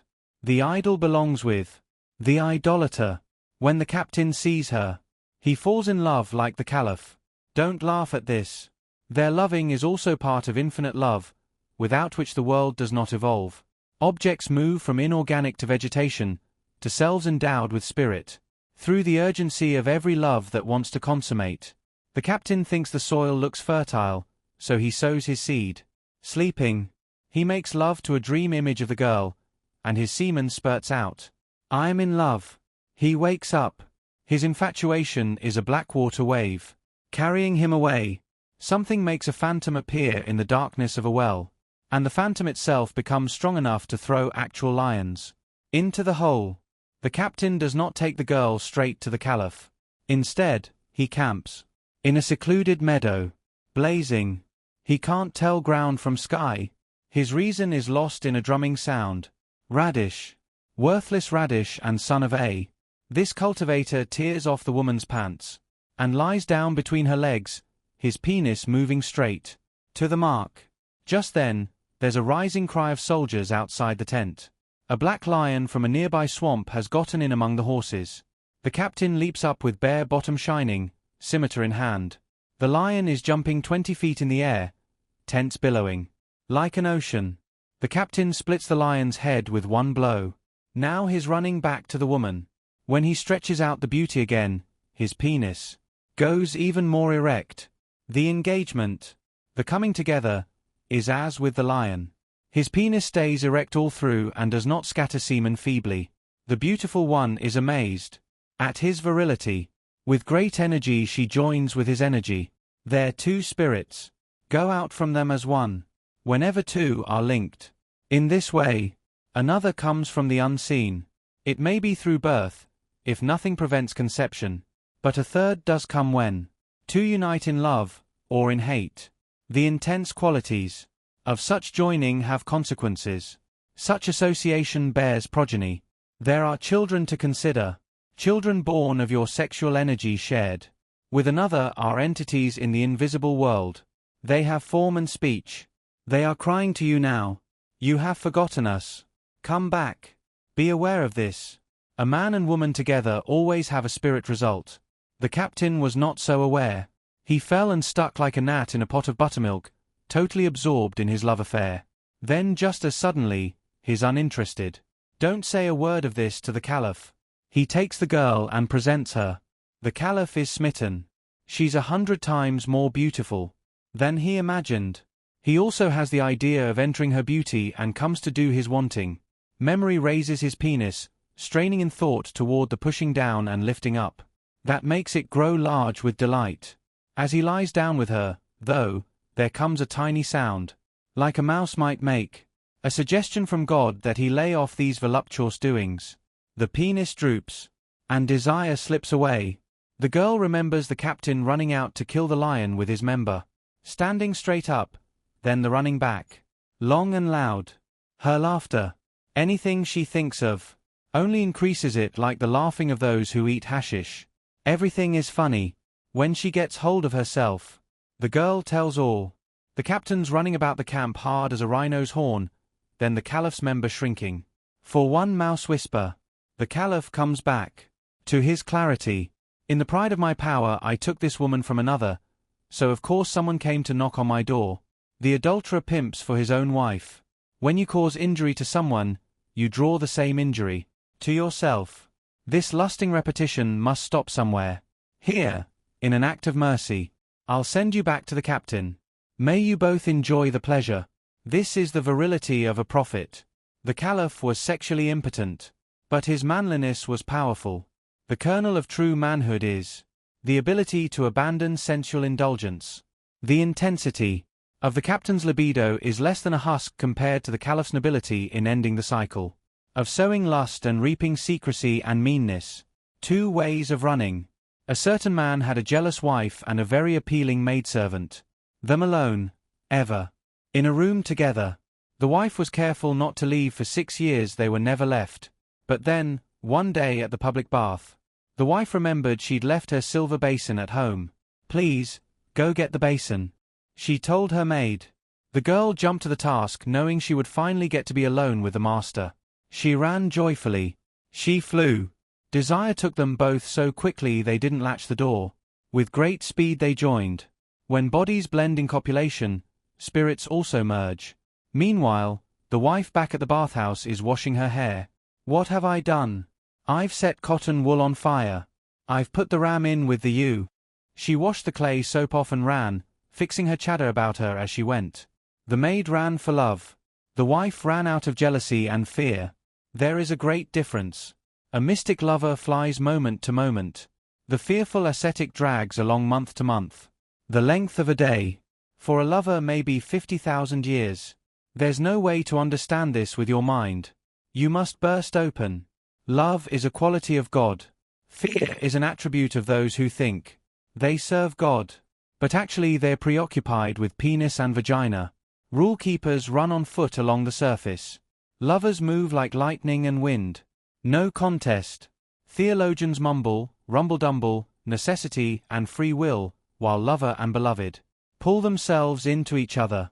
The worried wife reaches the door and opens it. The maid is disheveled, flushed, unable to speak. The husband begins his 5 times prayer. As though experimenting with clothes, he holds up some flaps and edges. She sees his testicles and penis so wet.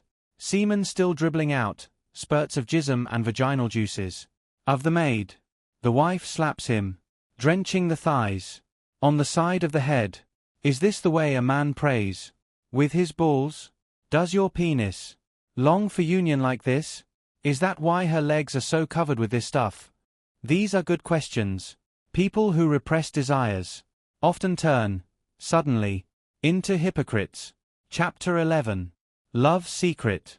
Rumi makes preposterous claims. One of the most startling is, our loving is the way God's secret gets told. Love is an open secret, the most obvious thing in the world and the most hidden, with no why to how it keeps its mystery. Sufis say the genesis of lovers' meeting is God's sweetest secret. A saying of Muhammad is, human awareness is my secret and I am its secret. The inner knowledge of spirit essence is the secret within the secret. I have placed this knowing within the heart of my true servant, and no one can know his state but I. The knowing of essence is love's secret. There is a truth that comes with following the energies, and there is a love, a truth-knowing essence, in the innermost heart. Rumi tries to lead us into this region that never fades and has no limits, that comes when we recognize that everyone is as precious as our own children and grandchildren. Boa was clear with me that I needed to move beyond blood ties. Having children opened my heart, but he saw that I need to include everyone in my family. He so beautifully saw every human being he came in contact with as kin. I love you, my children, grandchildren, brothers, sisters, mothers, fathers, uncles, aunts, great-grandchildren. Every discourse began and ended with a declaration of the family connection. Some may dismiss this as one-world, peacenik sentimentality. I'm not advocating we disband the armies yet, or even the churches, though that's tempting to say. It's good to have sanctuaries and singing and silence and Wednesday night prayer.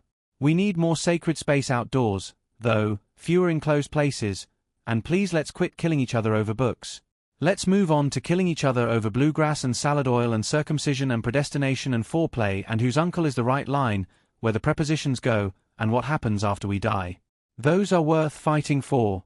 The book thing is just getting really old. Boa Muhyiddin says, do not ever fight or argue, because for God there are no fights and no arguments. For that one everything is love, everything is in the form of love, compassion, and truth. May God provide you with the blessings and grace to live in that state. Close to being true. How can we know the divine qualities from within? If we know only through metaphors, it's like when children ask what sex feels like and you answer, like candy, so sweet. The suchness of sex comes with being inside the pleasure. Whatever you say about mysteries, I know or I don't know, both are close to being true. Neither is quite a lie. What hurts the soul? We tremble, thinking we're about to dissolve into non-existence, but non-existence fears even more that it might be given human form. Loving God is the only pleasure. Other delights turn bitter. What hurts the soul? To live without tasting the water of its own essence. People focus on death and this material earth. They have doubts about soul water. Those doubts can be reduced. Use night to wake your clarity. Darkness and the living water are lovers. Let them stay up together. When merchants eat their big meals and sleep their dead sleep, we night thieves go to work. Love is the way messengers from the mystery tell us things. Love is the mother. We are her children. She shines inside us, visible invisible. As we lose trust or feel it start to grow again. Hidden inside. Hiding is the hidden purpose of creation. Bury your seed. And wait. After you die, all the thoughts you had will throng around like children. The heart is the secret inside. The secret. Call the secret. Language and never be sure. What you conceal. It's unsure people who get the blessing. Climbing jasmine, opening rose, nightingale song, these are inside the chill November wind. They are its secret. How did you discover mine? Your laugh. Only the soul knows what love is.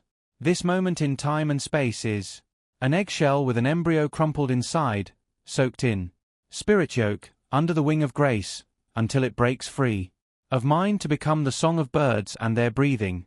If everyone could see what love is, each would set up a tent pole in the ocean.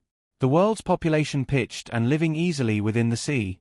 What if inside every lover's tear you saw the face of the friend, Mohammed, Jesus, Buddha, the impossible possible philosopher, the glass diamond one, Shams Tabriz? They try to say what you are, spiritual or sexual.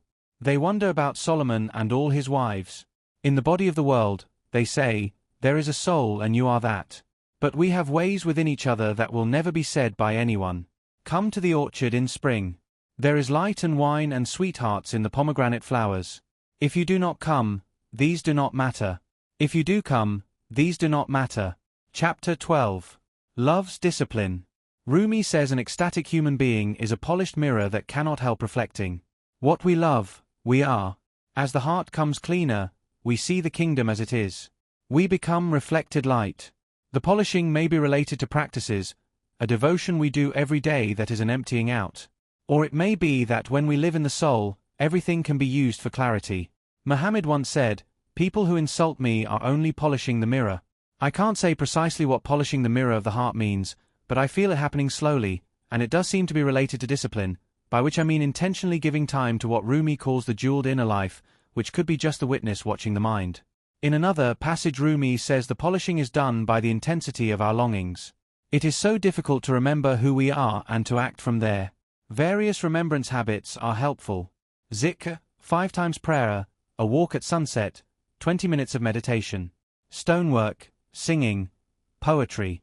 Find practices that are specifically yours. There comes then a creativeness at the end of the polishing that Rumi calls looking into the creek. It's as though seeing becomes lucid dreaming. We watch the play of soul creatures. The gates of light swing open. We look in.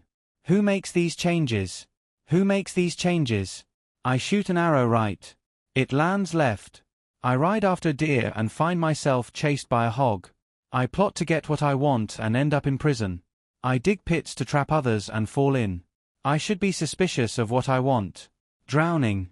What can I say to someone so curled up with wanting, so constricted in his love? Break your pitcher against a rock. We don't need any longer to haul pieces of the ocean around. We must drown, away from heroism and descriptions of heroism.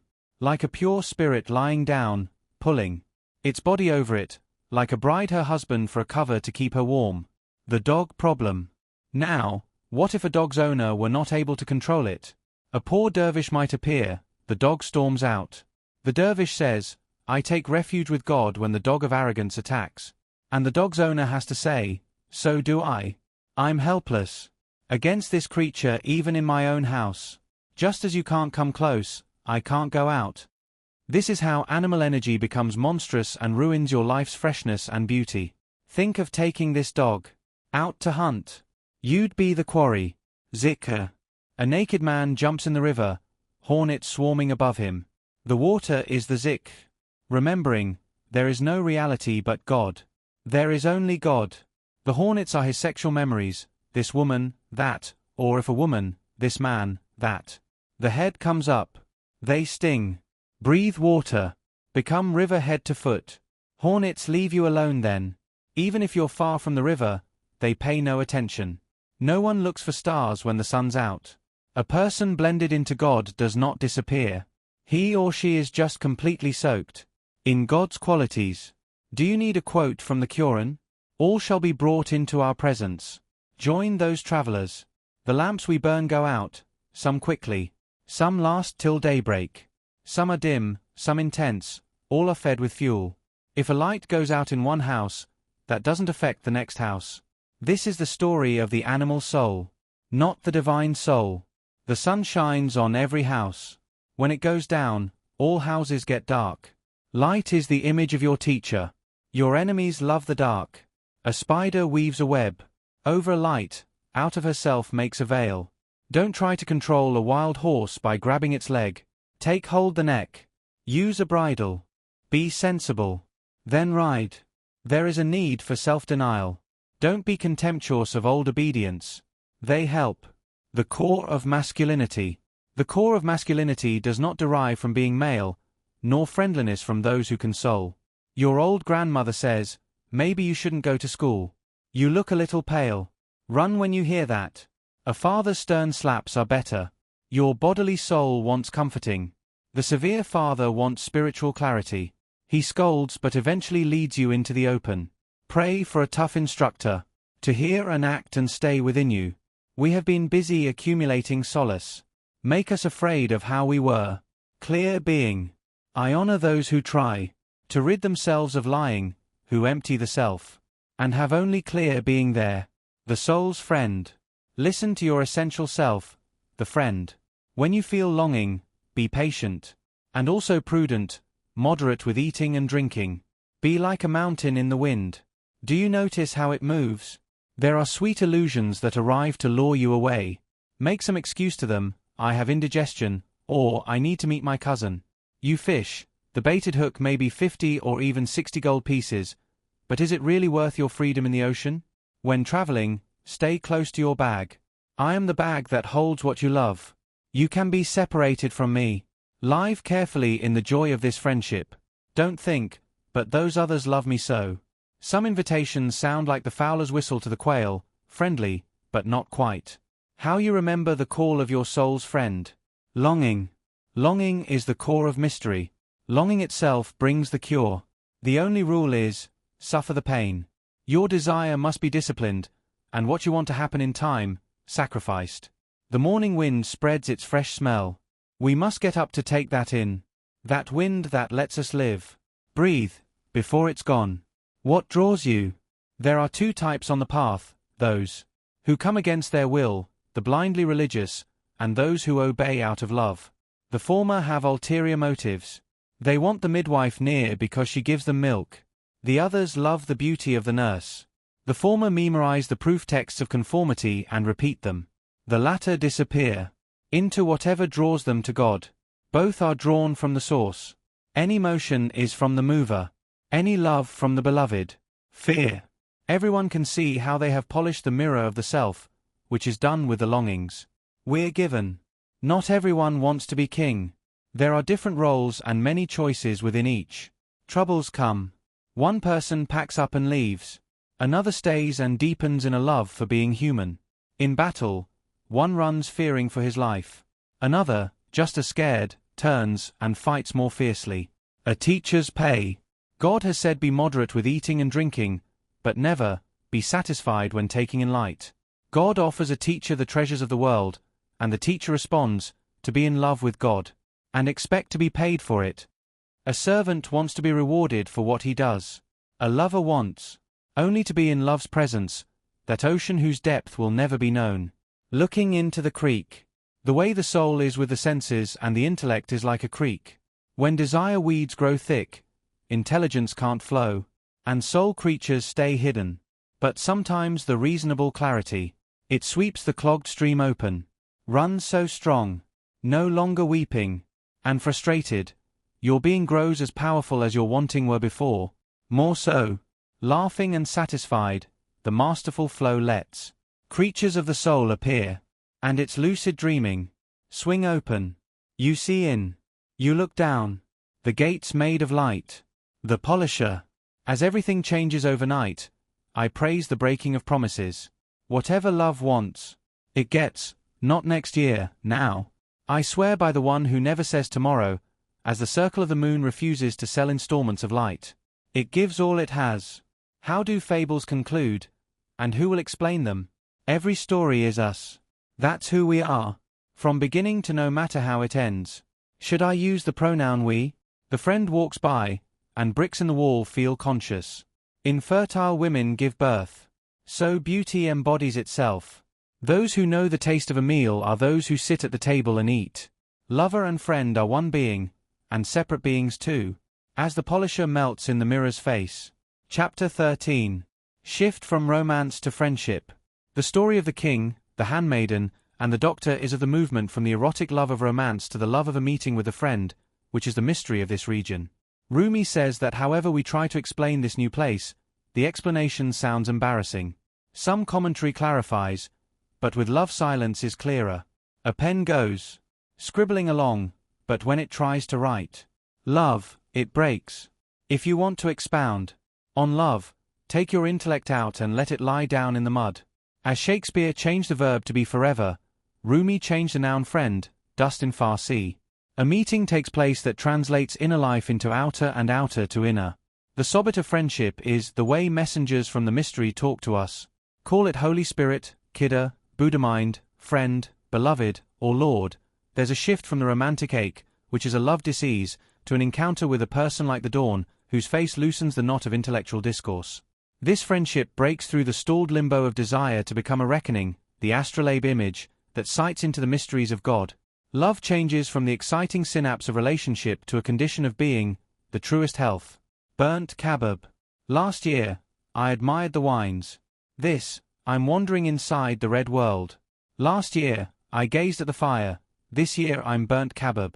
Thirst drove me down to the water where I drank the moon's reflection. Now I am a lion staring up, totally lost in love with the thing itself. Don't ask questions about longing. Look in my face.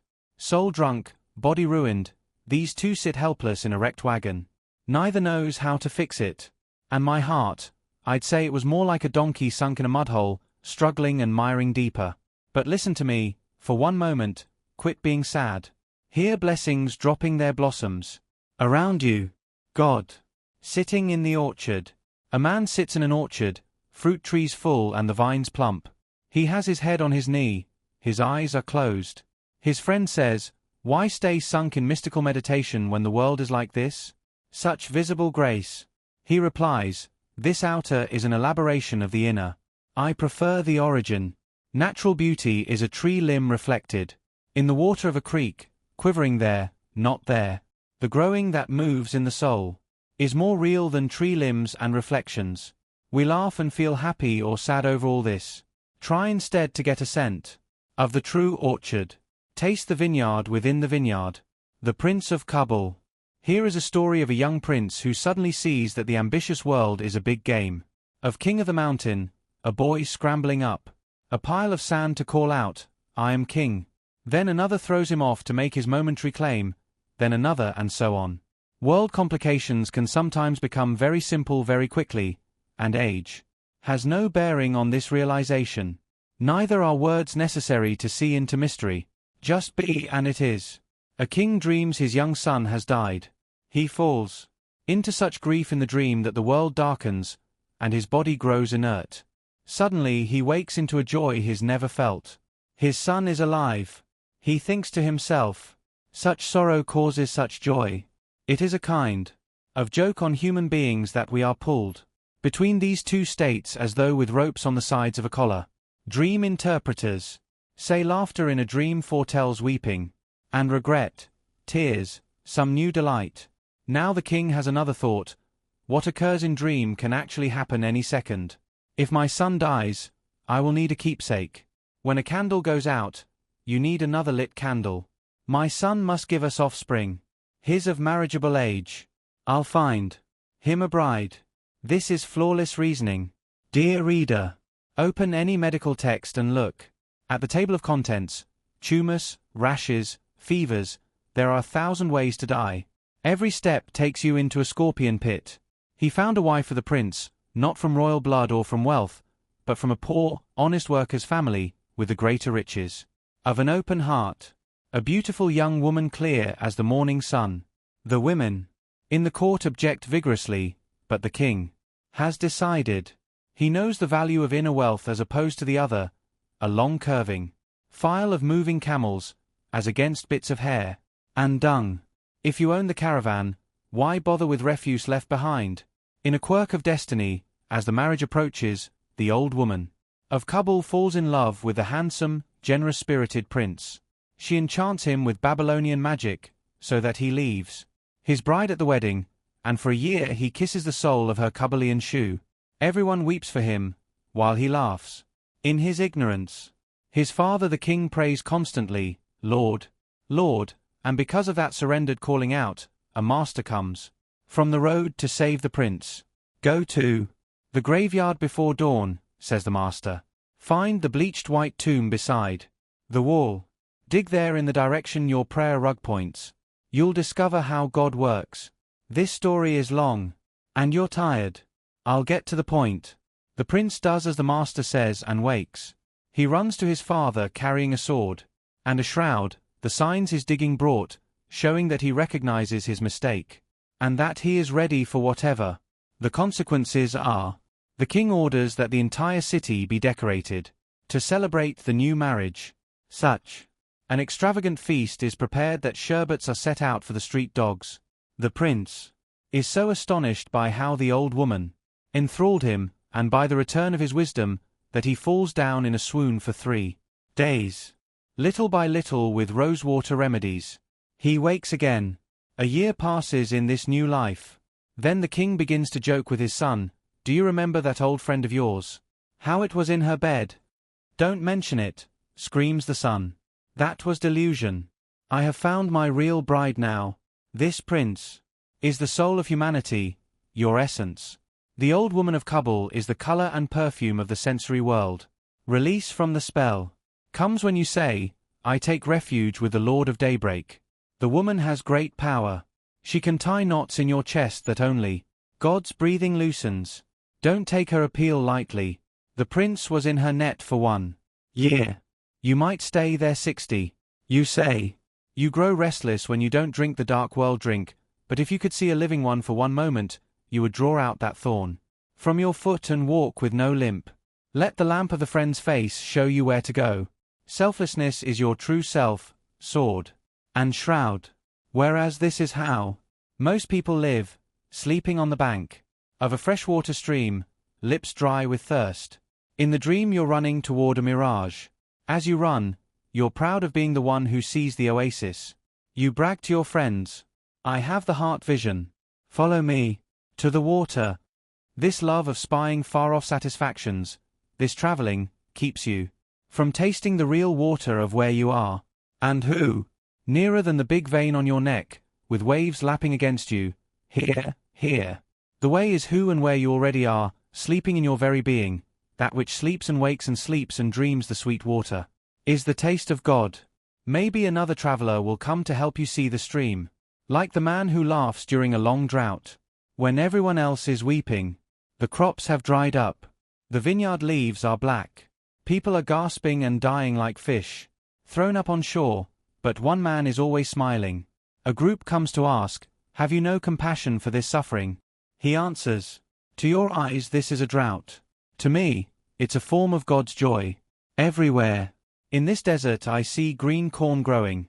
Waist high, a sea wilderness of young ears greener than leeks. I reach to touch them. How could I not? You and your friends are like Pharaoh drowning in the Red Sea of your body's blood. Become friends with Moses and see this other river water.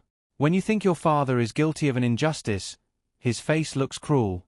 Joseph, to the envious brothers, seems dangerous. When you make peace with your father, he will look peaceful. The whole world is a form for truth. When someone does not feel grateful to that, the forms appear to be as he feels. They mirror his anger, his greed, his fear. Make peace with the universe. Take joy in it. It will turn to gold. Resurrection will be now. Every moment a new beauty, and never any boredom. Instead, the pouring noise of many springs in your ears. The tree limbs will move, like people dancing who suddenly know the mystical life. The leaves snap, their fingers like they're hearing music. They are. A sliver of mirror shines out from under a felt covering. Think how it will be when the whole thing is open to the air and sunlight. There are mysteries I'm not telling you. The wrist. Who are you? The inner vision of consciousness? The heart. A sacred half-light. Are you that? Do you grow gatherings?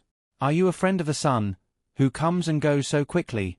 Do not forget your vertical passage, the night of power. And don't hide from the one, for whom all our secrets are down in the pillow under his head, Doctor of Lovers, Soul 4. This thick world. The one who spirals iron like dough and makes the body lightedness. No belief is necessary to enter this tent where one love story changes to another. I remember that with these words brought here by a falcon from the wrist of Shams. If the beloved is everywhere, the lover is a veil. But when living itself becomes the friend, lovers disappear. The king, the handmaiden, and the doctor. Do you know why your soul mirror does not reflect as clearly as it might? Because rust has begun to cover it. It needs to be cleaned. Here's a story about the inner state that's meant by soul mirror. In the old days there was a king who was powerful in both kingdoms, the visible, as well as the spirit world. One day as he was riding on the hunt, he saw a girl and was greatly taken with her beauty. As was the custom, he paid her family handsomely and asked that she come to be a servant at the palace. He was in love with her. The feelings trembled and flapped in his chest like a bird newly put in a cage. But as soon as she arrived, she fell ill. He brought doctors together. You have both our lives in your hands. Her life is my life. Whoever heals her will receive the finest treasure I have, the coral inlaid with pearls, anything. So the doctors began, but no matter what they did, the girl got worse. The king saw that his doctors were helpless. He ran barefooted to the mosque. He knelt on the prayer rug and soaked the point of it with his tears. He dissolved to an annihilated state. He cried out loud for help, and the ocean of grace surged over him. He slept on the prayer rug. In the midst of his weeping, in his dream an old man appeared. Good king, tomorrow a stranger will come. He is the physician you can trust. Listen to him. As dawn rose, the king was sitting up in the belvedere on his roof. He saw someone coming, a person like the dawn. He ran to meet this guest. Like two swimmers who love the water, their souls knit together without being sewn, no seam. The king said, "You are my beloved, not the girl." He opened his arms and held the saintly doctor to him. He kissed his hand and his forehead and asked how his journey had been. He led him to the head table. At last, I have found what patience can bring, this one, whose face answers any question, who simply by looking can loosen the knot of intellectual discussion. They talked and ate a spirit meal. Then the king took the doctor to where the girl lay. The secret of her pain was open to him, but he didn't tell the king. It was love, of course. Love is the astrolabe that sights into the mysteries of God. Earth love, spirit love, any love looks into that yonder, but whatever I try to say explaining love is embarrassing. A pen went scribbling along. When it tried to write love, it broke. If you want to expound on love, take your intellect out and let it lie down in the mud. It's no help. Nothing is so strange in this world as the sun of the soul. Even more so. You want proof that it exists, so you stay up all night talking about it. As the sun comes up, look at it. Finally you sleep. Word of that son. Shams came, and everything hid. Husam touches my arm. He wants me to say more about Shams. Not now, Husam. I don't know how to make words make sense, or praise. In the friend place nothing true can be said. Let me just be here. But Husam begs, feed me. Hurry. Time is a sharp downstroke. A Sufi is supposed to be a child of the moment. Don't say tomorrow or later. I reply, it's better that the way of the friend be concealed in a story. Let the mystery come through what people say around the lovers, not from what lovers say to each other. No. I want this as naked and true as it can be. I don't wear a shirt when I lie down with my beloved. Husam, if the friend came to you naked, your chest could not stand it. Ask for what you want, but within some limits. This has no end. Go back to the beginning. The end of the story of the king and the lovesick maiden and the holy doctor, who said, "Leave me alone with the girl." He quietly began, "Where are you from? Who are your relatives? Who else are you close to in that region?" He held her hand to feel the pulse. She told many stories mentioning many names. He would say the names again to test the response of her pulse. Finally he asked, "When you visit other towns, where are you most likely to go?" She mentioned one town and another, where she bought bread and where salt. Until he happened to say Samarkand. The dear city sweet as candy. She blushed. Her breath caught. Oh, she loves a goldsmith in Samarkand. She misses him so. Where exactly does he live? At the head of the bridge on Gatafar Street. Now I can heal you. The doctor went to the king and told him only part of the story. On some pretext we must bring a certain goldsmith from Samarkand. The king's messengers went and easily persuaded the man to leave his town for a while. He arrived. And the doctor said, "Marry the girl to this man and she will be completely cured." It was done, and for 6 months those two loved and made love, and completely satisfied themselves with each other. The girl was restored to perfect health. Then the physician gave the goldsmith a potion, so that he began to sicken. His handsomeness faded. He became sunken-cheeked and jaundiced and ugly. The girl stopped loving him. Any love based on physical beauty is not the deepest love.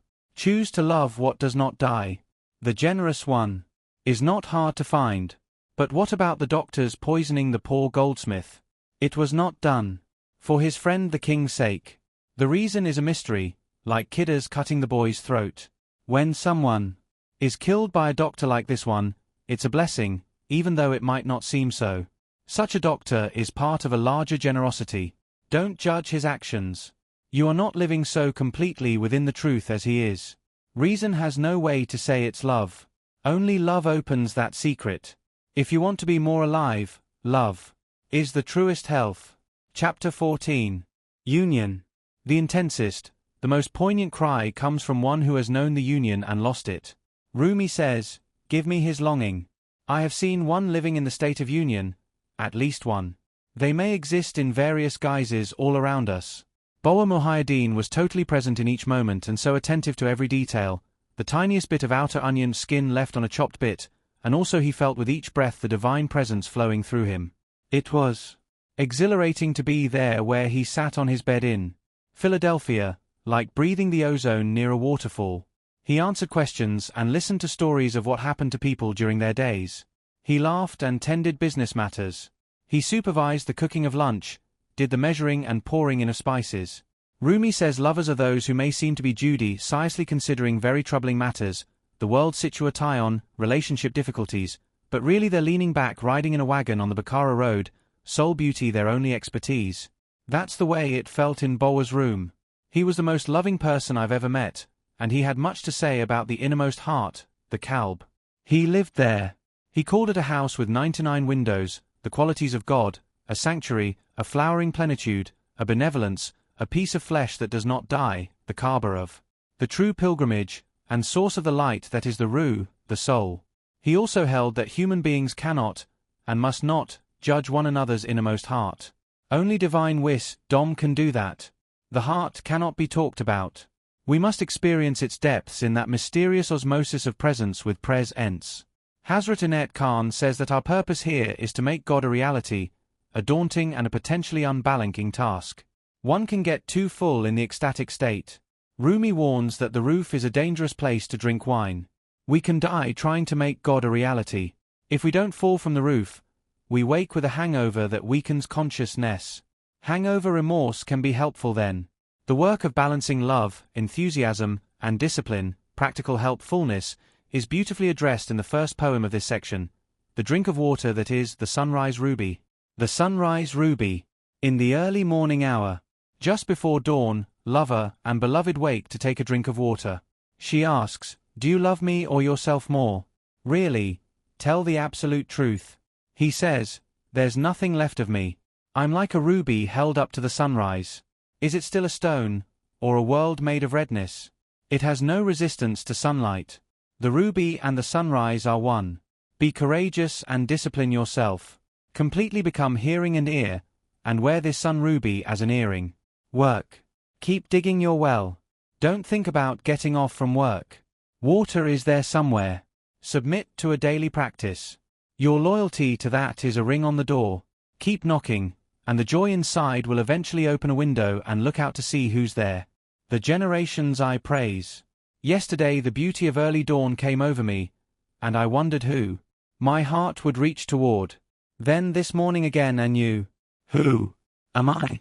Wind and fire and watery ground move me mightily because they're pregnant with love, love pregnant with God. These are the early morning generations I praise. One swaying being. Love is not condescension, never that, nor books, nor any marking on paper, nor what people say of each other. Love is a tree with branches reaching into eternity and roots set deep in eternity, and no trunk. Have you seen it? The mind cannot. Your desiring cannot. The longing you feel for this love comes from inside you. When you become the friend, your longing will be as the man in the ocean who holds to a piece of wood. Eventually, wood, man, and ocean become one swaying being, Shams Tabriz, the secret of God. Held like this, to draw in milk, no will, tasting clouds of milk, never so content. Hangover remorse. Muhammad said, 3 kinds of people are particularly pathetic.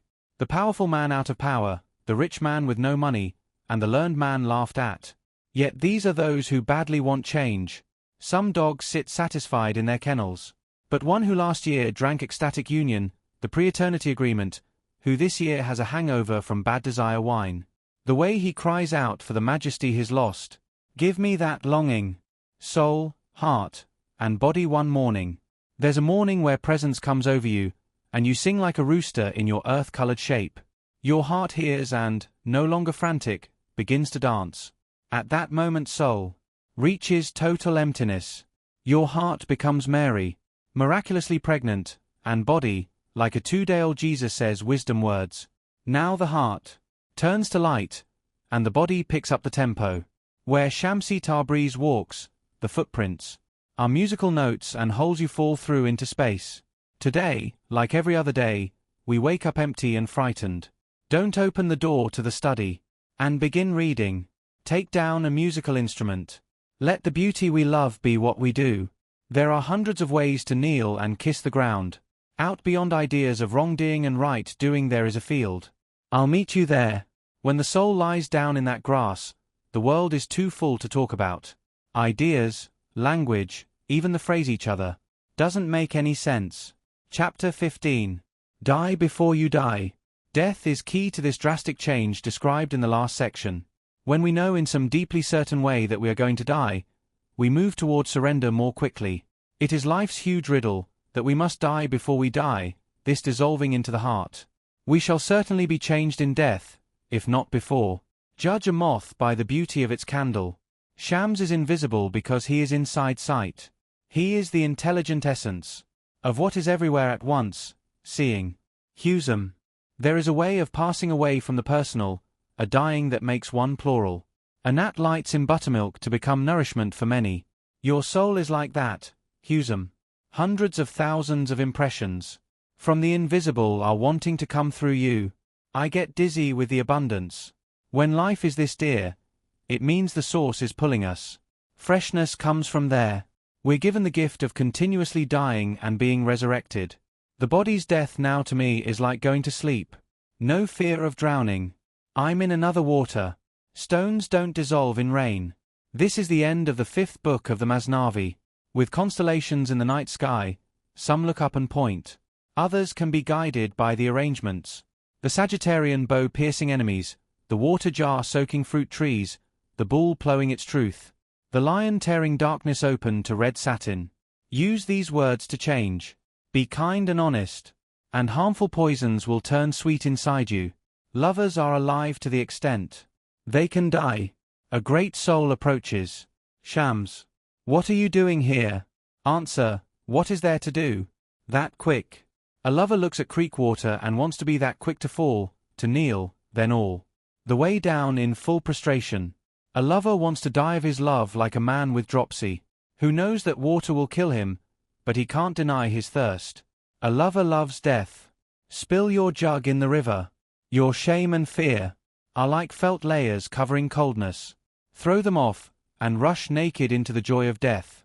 Empty boat. Some huge work goes on growing. How could one person's words matter? Where you walk heads pop from the ground. What is one seed head compared to you? On my death day I'll know the answer. I have cleared this house, so that your work can, when it comes, fill every room. I slide like an empty boat pulled over the water. In the slaughterhouse of love they kill only the best, none of the weak or deformed. Don't run away from this dying.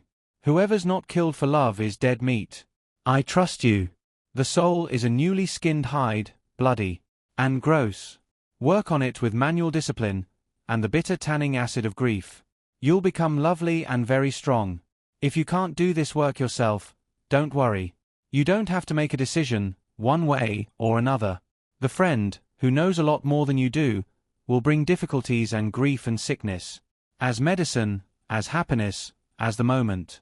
When you're beaten, when you hear checkmate, and can finally say with Halai's voice, I trust you to kill me, Imadu al-Mulk.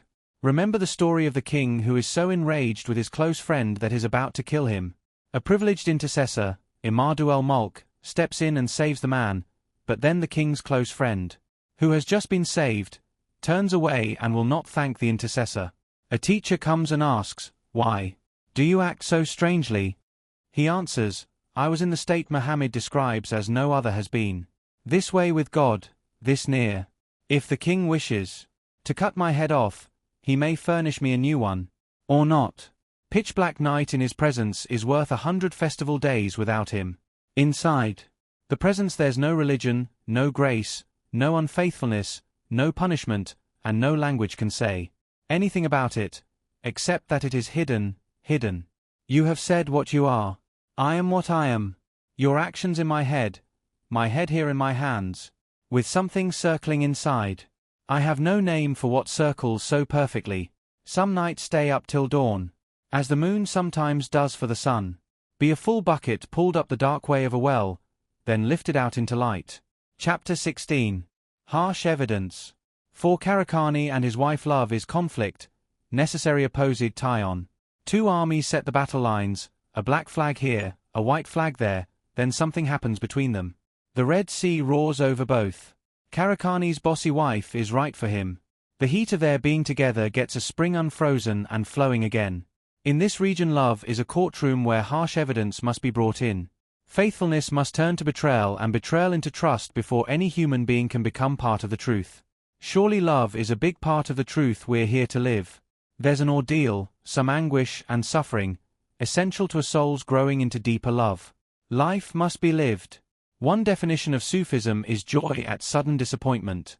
The Sufis know that precisely the right disaster comes at the right moment to break us open to the helplessness that an opening of the heart requires. This is harsh truth, but the truth. Love grows near truthfulness, and fades when words are tinged with lying. Love grows from the ruins of personality. There are heart regions that one does not enter willingly, or knowingly, and that one actively tries to avoid re-entering. I don't use it much, and know very little about it, but the word karma may belong here, along with Auden's stanza. Oh stand at the window as the tears scald and start. You shall love your crooked neighbor with your crooked heart. W.H. Auden is one of the best-loved poets in English for the very reason that he brings in the acerbic, the faith-less, and the shadow within the deeply felt joy of his loving. There's an impending danger. To leave that dimension out of love poems is not to tell the full truth. Auden is gay, too, in all senses, which adds more depth to his cultural work. Kara Kani's marriage. The young seeker wonders, how could a teacher lie with that woman? Can a guide agree with a thief? Suddenly Sheikh Karakani appears, riding a lion, firewood stacked behind him. His whip, a live serpent. Every master rides a fierce lion, whether you see it or not. Know this. With your other eyes, there are thousands of lions under your teacher's thighs, and all of them stacked with wood. Karakani knew the problem and immediately began to answer, well, it's not out of desire that I put up with her. Don't think that. It's not her perfume or bright-colored clothes. Enduring her public disdain has made me strong and patient. She is my practice. Nothing can be clear without a polar opposite present. Two banners, one black, one white, and between them something gets settled. Between Pharaoh and Moses, the Red Sea. 132. Harsh evidence. What sort of person says that he or she wants to be polished and pure, then complains about being handled roughly? Love is a lawsuit where harsh evidence must be brought in. To settle the case, the judge must see evidence. You've heard that every buried treasure has a snake guarding it. Kiss the snake to discover the treasure. Don't run from those who scold. And don't turn away from cleansing conflict, or you will remain weak. The stupid things I've done. Let your sunlight shine on this piece of dung, and dry it out, so I can be used for fuel to warm a bathhouse. Look on the terrible things I've done, and cause herbs and eglantine to grow out of them. The sun does this with the ground. Think what glories God can make from the fertilizer of sinning. Candle at noon. A man is wandering the marketplace at noon with a candle in his hand, totally ecstatic. Hey, calls a shopkeeper, is this a joke? Who are you looking for? Someone breathing who? The divine breath. Well, there are plenty to choose from, but I want one who can be in anger and desire, and still be a true human being in the same moment. Dervish. When school and mosque and minaret get torn down, then dervishes can begin their community. Not until faithfulness turns to betrayal and betrayal into trust can any human being become part of the truth. Dervish. People want you to be happy. Don't keep serving them your pain. If you could untie your wings and free your soul of jealousy, you and everyone around you would fly up like doves. When words are tinged with lying, Muhammad gave this indication of how to know what's real. When you feel a peaceful joy, you're near the truth. Unquiet and off-center, jealous or greedy, then what you do seems pretentious and those around you insincere. Speak the clearest truth you know, and let the uneasiness heal. When words are tinged with lying, they're like water dripping into an oil lamp.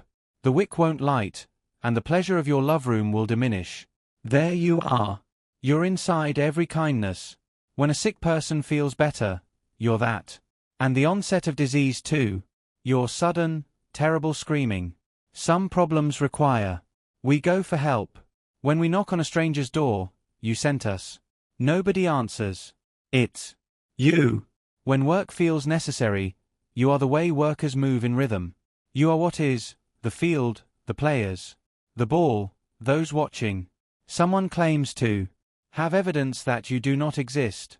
You're the one who brings the evidence in, and the evidence itself. You are inside the soul's great fear, every natural pleasure, every vicious cruelty. Someone loves something, someone else hates. The same. There you are. Whatever anyone wants or not, political power, injustice, material possessions, those are your script, the handwriting we study. Body, soul, shadow. Whether reckless or careful, you are what we do. It's absurd to ask your pardon, your inside repentance, and sin. The wonder of various jewels. Agate, emerald. How we are during a day, then at night, you are those moods and the pure compassion we feel for each other. Every encampment has a tent, where the leader is, and also the wide truth of your imperial tent overall. A night full of talking that hurts. My worst held back secrets, everything has to do with loving and not loving. This night will pass. Then we have work to do. There's a shredding that's really a healing. That makes you more alive. A lion holds you in his arms. Fingers rake the fret bridge for music. Dance, when you're broken open. Dance, if you've torn the bandage off. Dance in the middle of the fighting. Dance in your blood.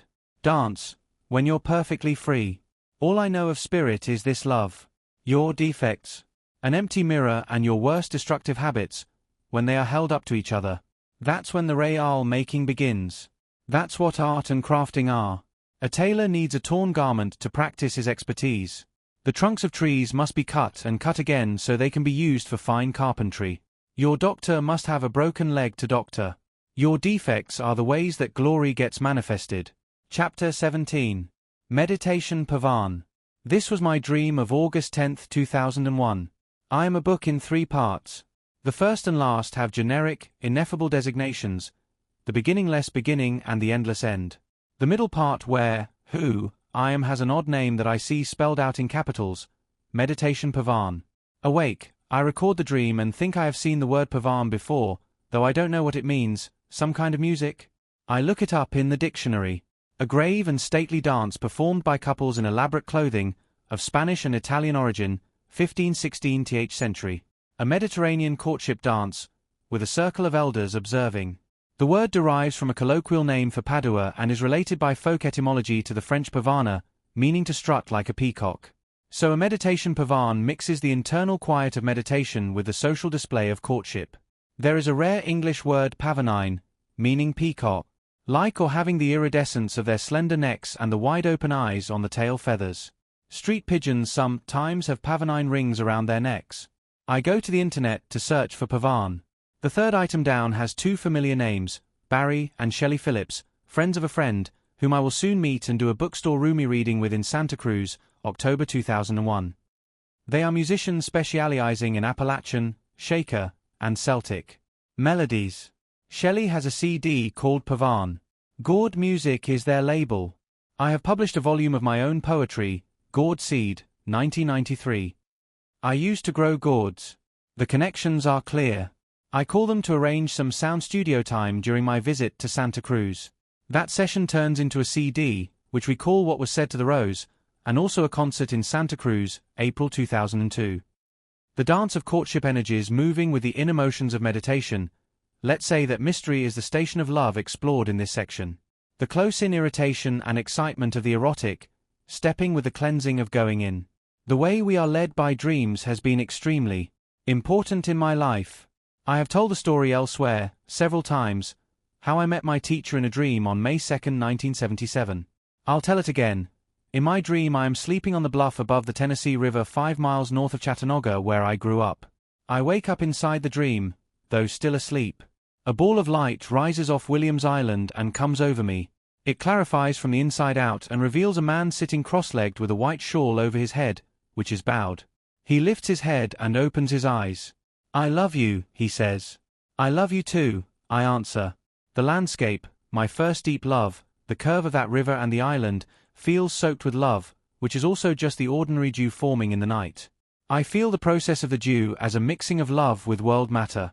That was the dream, and the only credential I have for working with Rumi's poetry.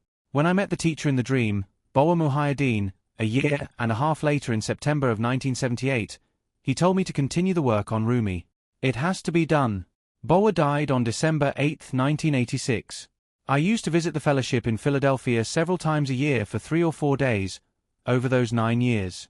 He never asked for money in exchange for the wisdom he gave so generously. The curry was free too. Food truly does taste better when it's made by an enlightened being. So let's have tea and look out at the cold sea.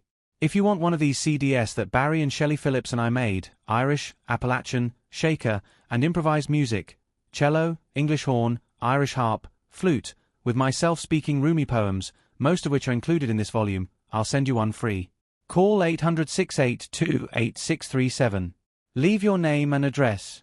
Rules about restraint. There is nourishment like bread that feeds one part of your life, and nourishment like light for another. There are many rules about restraint. With the former, but only one rule for the latter: never be satisfied. Eat and drink the soul substance, as a wick does with the oil it soaks in. Give light to the company of lovers. The rule that covers everything is how you are with others, expect that back. If you want to know God, enjoy the company of lovers. If you want to be thought a great person, learn some subtle point and say it with many variations as the answer to every question. If you want to live your soul, find a friend like Shams and stay near the look that opens. We wait for inspiration and ask no fee, the feel of sacred ambience being enough.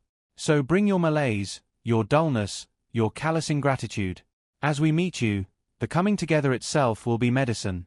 We are the cure, the look that opens your looking. Straw and grasses.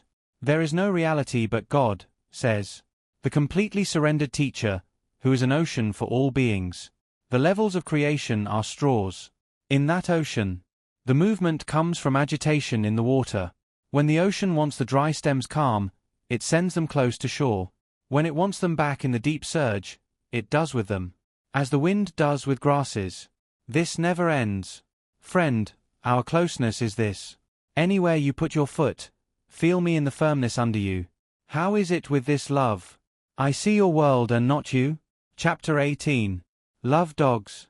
The Sufis feel that dogs are teachers with their faithfulness, their humility, and their bounding, unqualified welcome when we come home.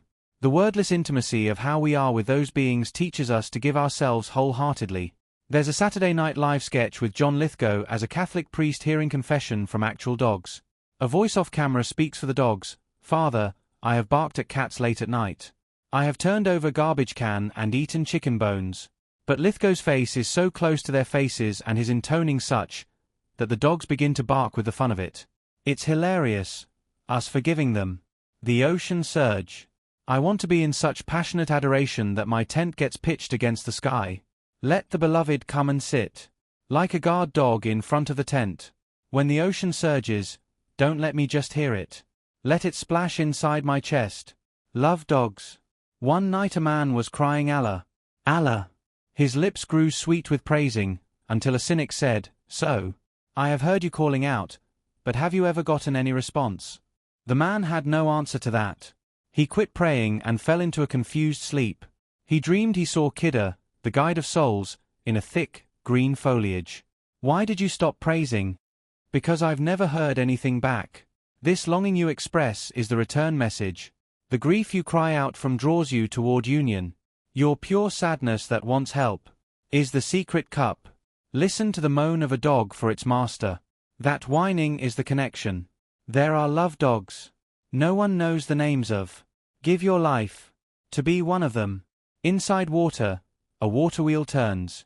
A star circulates with the moon. We live in this night ocean wondering, what are these lights? No better love than love with no object. No more satisfying work than work with no purpose. If you could give up tricks and cleverness, that would be the cleverest trick. A great wagon. When I see your face, the stones start spinning. You appear, all studying wonders. I lose my place. Water turns pearly. Fire dies down and doesn't destroy. In your presence I don't want what I thought I wanted, those 3 little hanging lamps. Inside your face the ancient manuscripts seem like rusty mirrors. You breathe, new shapes appear, and the music of a desire as widespread as spring begins to move. Like a great wagon. Drive slowly. Some of us walking alongside are lame. Blasphemy and the core. My soul keeps whispering, quickly, be a wandering dervish, a salamander. Sitting in its home fire. Walk about watching the burning turn to roses. As this love secret we are both blasphemy and the core of Islam. Don't wait. The open plain is better than any closing door. Ravens love. Ruins and cemetery trees. They can't help but fly there. For us. This day is friends sitting together with silence shining in our faces. Your song. A wished-for song. Go through the ear to the center where sky is, where wind, where silent knowing. Put seeds and cover them. Blades will sprout. Where you do your work. Keep walking, though there's no place to get to. Don't try to see through the distances. That's not for human beings. Move within, but don't move the way fear makes you move. Chapter 19. One stroke down. We sense an impending danger in ecstatic love, that the experience will change us radically. And it's true. The love thief steals the keys to our favorite rooms, steals our half-loves. Ayaz crushes the pearl. There is a destructive downstroke when soul love enters. The physical pearl and its value disintegrate to powder in the presence of the king. Tremendous courage and abandon come with Ayaz's act. The courtiers feel it and prostrate themselves, hoping for grace. The progress in a story of Rumi's is toward a moment when consciousness breaks open and the friendship is felt here and now. The ocean of wisdom becomes this whether we walk. Something like a jump occurs, though it may not be anything we do. And life is wildly different. You're naked and cold. Halai says to dive in the river and get the fur coat that is floating by. You plunge in, and it's a live bear. There's the moment, a gamble one doesn't know or care how it will turn out. This bear is going to wear you home. Lightning, your presence. From ground to sky. No one knows what becomes of me, when you take me so quickly. I can break off from anyone, except the presence within. Anyone can bring gifts. Give me someone who takes away. The friend comes into my body. Looking for the center, unable to find it, draws a blade. Strikes anywhere. Wooden cages. I may be clapping my hands, but I don't belong to a crowd of clappers. Neither this nor that, I'm not part of a group that loves flute music, or one that loves gambling or drinking wine. Those who live in time, descended from Adam, made of earth and water, I'm not part of that. Don't listen to what I say. As though these words came from an inside and went to an outside. Your faces are very beautiful, but they are wooden cages. You had better run from me. My words are fire. I have nothing to do with being famous, or making grand judgments, or feeling full of shame. I borrow nothing. I don't want anything from anybody. I flow through human beings. Love is my only companion. More range. We're friends with one who kills us, who gives us to the ocean waves. We love this death. Only ignorance says, put it off a while, day after. Tomorrow. Don't avoid the knife. This friend only seems fierce, bringing your soul more range, perching your falcon on a cliff of the wind. Jesus. On his cross, Halai on his. Those absurd executions hold a secret. Cautious cynics claim they know what they're doing every moment and why. Submit to love without thinking, as the sun rose this morning recklessly, extinguishing our star-candle minds. Ayaz and the king's pearl. One day the king assembled his courtiers. He handed the minister a glowing pearl. What would you say this is worth? More gold than 100 donkeys could carry. Break it. Sir, how could I waste your resources like that? The king presented him with a robe of honor and took back the pearl. Then he put the pearl in his chamberlain's hand. What would it sell for? Half a kingdom, God preserve it. Break it. My hand could not move to do such a thing. The king presented him with a robe of honor and an increase in his salary. So it went with each of the 60 courtiers. One by one they imitated the minister and the chamberlain and received their reward of new wealth. The pearl was given to Ayaz. Can you say how splendid this is? It's more than I can say. Then break it, this second, into tiny pieces. Ayaz had had a dream about this, and he had hidden 2 stones in his sleeve. He crushed the pearl, to powder between them. As Joseph at the bottom of the well listened to the end of his story, so such listeners understand success and failure as one thing. Don't worry about forms. If someone wants your horse, let him have it. Horses are for hurrying ahead of others. The court assembly screamed at the recklessness of Ayaz. How could you do that? What the king says is worth more than any pearl. I honor the king, not some colored stone. The courtiers immediately fell on their knees and put their foreheads on the ground. Their sighs went up like smoke asking forgiveness. The king gestured to his executioner as though to say, take out this trash. Ayaz sprang forward. Your mercy makes them bow like this. Give them their lives. Raise their faces into yours. Let them wash in your cool washing place. Ayaz in his speech to the king gets to this point and then the pen breaks. You picked me to crush the pearl. Don't punish the others for my drunken obedience. Punish them when I'm sober because I'll never be sober again. Whoever bows down like they are bowing will not rise up in his old self. Like a gnat in buttermilk, they have become your buttermilk. The mountains are trembling. The map and compass are the lines in your palm. Husum, 100,000 impressions from spirit are wanting to come through here. I feel stunned in this abundance, crushed and dead. Halai. Halai said what he said and went to the origin through the hole in the scaffold. I cut a cap's worth of cloth from his robe, and it swamped over me head to foot. Years ago I broke a branch of roses from the top of his wall.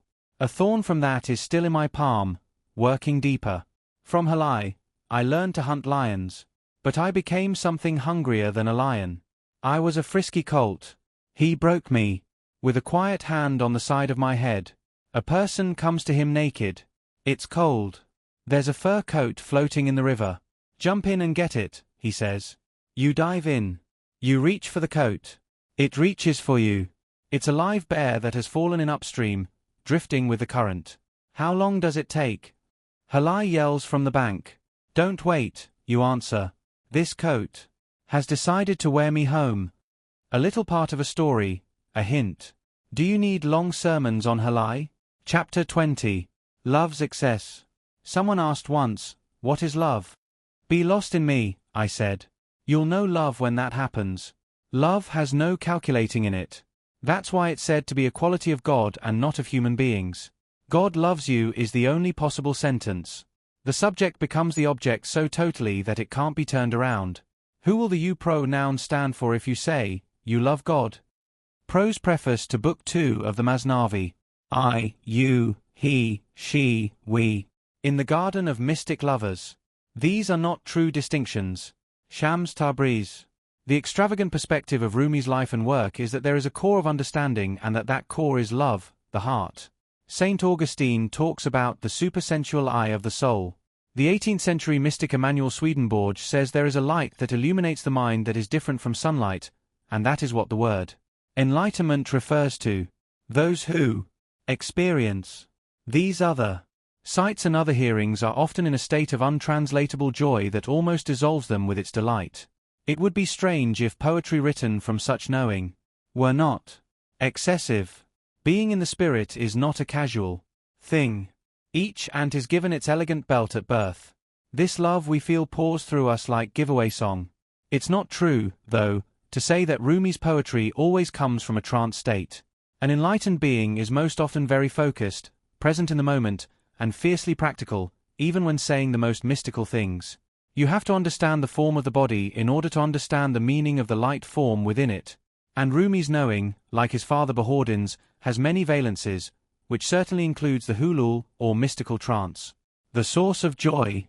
No one knows what makes the soul wake up so happy. Maybe a dawn breeze has blown the veil from the face of God. 1,000 new moons appear. Roses open laughing. Hearts become perfect rubies like those from Badakhshan. The body turns entirely spirit. Leaves become branches in this wind. Why is it now so easy to surrender, even for those already surrendered? There's no answer to any of this. No one knows the source of joy. A poet breathes into a reed flute, and the tip of every hair makes music. Shams sails down clods of dirt from the roof, and we take jobs as doorkeepers for him. Roses underfoot. The sound of salams rising as waves diminish down in prayer, hoping for some trace of the one whose trace does not appear. If anyone asks you to say who you are, say without hesitation, soul. Within soul within soul. There's a pearl diver who does not know how to swim. No matter. Pearls are handed him on the beach. We lovers laugh to hear, this should be more that and that more this. Coming from people sitting in a wagon tilted in a ditch. Going in search of the heart, I found a huge rose, and roses under all our feet. How to say this to someone who denies it? The robe we wear is the sky's cloth. Everything is soul and flowering. Poetry. I open and fill with love. And what is not love evaporates. All the learning in books stays put on the shelf. Poetry, the dear words and images of song, comes down over me like mountain water. Bird song from inside the egg. Sometimes a lover of God may faint in the presence. Then the beloved bends and whispers in his ear, beggar, spread out your robe. I'll fill it with gold. I've come to protect your consciousness. Where has it gone? Come back. This fainting is because lovers want so much. A chicken invites a camel into her henhouse, and the whole structure is demolished. A rabbit nestles down with its eyes closed in the arms of a lion. There is an excess in spiritual searching that is profound ignorance. Let that ignorance be our teacher. The friend breathes into one who has no breath. A deep silence revives the listening of those two who meet on the riverbank. Like the ground turning green in a spring wind, like birdsong beginning inside the egg, like this universe coming into existence. The love awakes and whirls in a dancing joy, then kneels down in praise. Eastern mystery. I ask for the laughing, unconventional ones, even them, to be broken. For blood and sky to become one thing, for revelation as startling as an ocean that is neither wet nor dry. I ask that lovers no longer be shy or concerned with right and wrong, with reputation or recognition. I have seen the universal intelligence offer its neck to the blade. I have asked why, and been told, look around this gathering and find those who resemble shams, who made Tabriz a source of Eastern mystery like China. No flag. I used to want buyers for my words. Now I wish someone would buy me away from words. I've made a lot of charmingly profound images, scenes with Abraham and his father Azor, who was famous for icons. I'm so tired of what I've been doing. Then one image without form came, and I quit. Look for someone else to tend the shop. I'm out of the image-making business. Finally I know the freedom of madness. A random image arrives. I scream, get out. It disintegrates. Only love. Only the holder the flag fits into. No flag. Chapter 21. Love's bewilderment. Love loves flowing, a beyond containment of blood and semen, wine and river water, amniotic fluid and the round bead of dew forming. Flowering. Love cannot be held long within categories, likewise the poetry celebrating love. You might say that love loves confusion and not be far wrong. Love is metamorphosis, rapid and radical, agile, full of vigor and levity. Love is the continuous alchemy of regions overlapping, animal, angelic, human, and the luminosity of the true human beings, their compassion and their cooking. None of this is sayable. It can only be lived. Rumi says, stay bewildered in God, and only that. But the mind keeps questioning, turning away, I don't think so. There is strong resistance and fear and academic distancing in the rational precincts, which tend to mistrust any boundary-dissolving, beauty-relishing, ecstatic honesty. God only knows, I don't. What keeps me laughing? The stem of a flower moves when the air moves. I reach for a piece of wood. It turns into a lute. I do some meanness. It turns out helpful. I say one must not travel during the holy month. Then I start out, and wonderful things happen. In complete control, pretending control, with dignified authority, we are charlatans. Or maybe just a goat's hair brush in a painter's hand. We have no idea what we are. Moses and the shepherd. Moses heard a shepherd on the road praying, God, where are you? I want to help you, to fix your shoes and comb your hair. I want to wash your clothes and pick the lice off. I want to bring you milk, and kiss your little hands and feet when it's time for you to go to bed. I want to sweep your room, and keep it neat. God, my sheep and goats are yours. All I can say remembering you is ay. And ah. Moses could stand it no longer. Who are you talking to? The one who made us and made the earth and made the sky. Don't talk about shoes and socks with God. And what's this with your little hands? Such blasphemous familiarity sounds like you're chatting with your uncles. Only something that grows needs milk. Only someone with feet needs shoes. Not God. The shepherd repented and tore his clothes and wandered out into the desert. A sudden revelation came then to Moses. You have separated me from one of my own. Did you come as a prophet to unite or to sever? I have given each being a separate and unique way of seeing and knowing and saying that knowledge. What seems wrong to you is right for him. What is poison to one is honey to someone else. Purity and impurity, sloth and diligence in worship, these mean nothing to me. I am apart from all that. Ways of worshipping are not to be ranked as better or worse. Hindus do Hindu things. The Dravidian Muslims in India do what they do. It's all praise, and it's all right. I am not glorified in acts of worship. It's the worshippers. I don't hear the words they say. I look inside at the humility. That broken open lowliness is the reality. Forget phraseology. I want burning, burning. Be friends with your burning. Those who pay attention to ways of behaving and speaking are one sort. Lovers who burn are another. Don't impose a property tax On a burnt-out village. Don't scold the lover. The wrong way he talks is better than 100 right ways of others. Inside the Kaaba, it doesn't matter which way you point your prayer rug.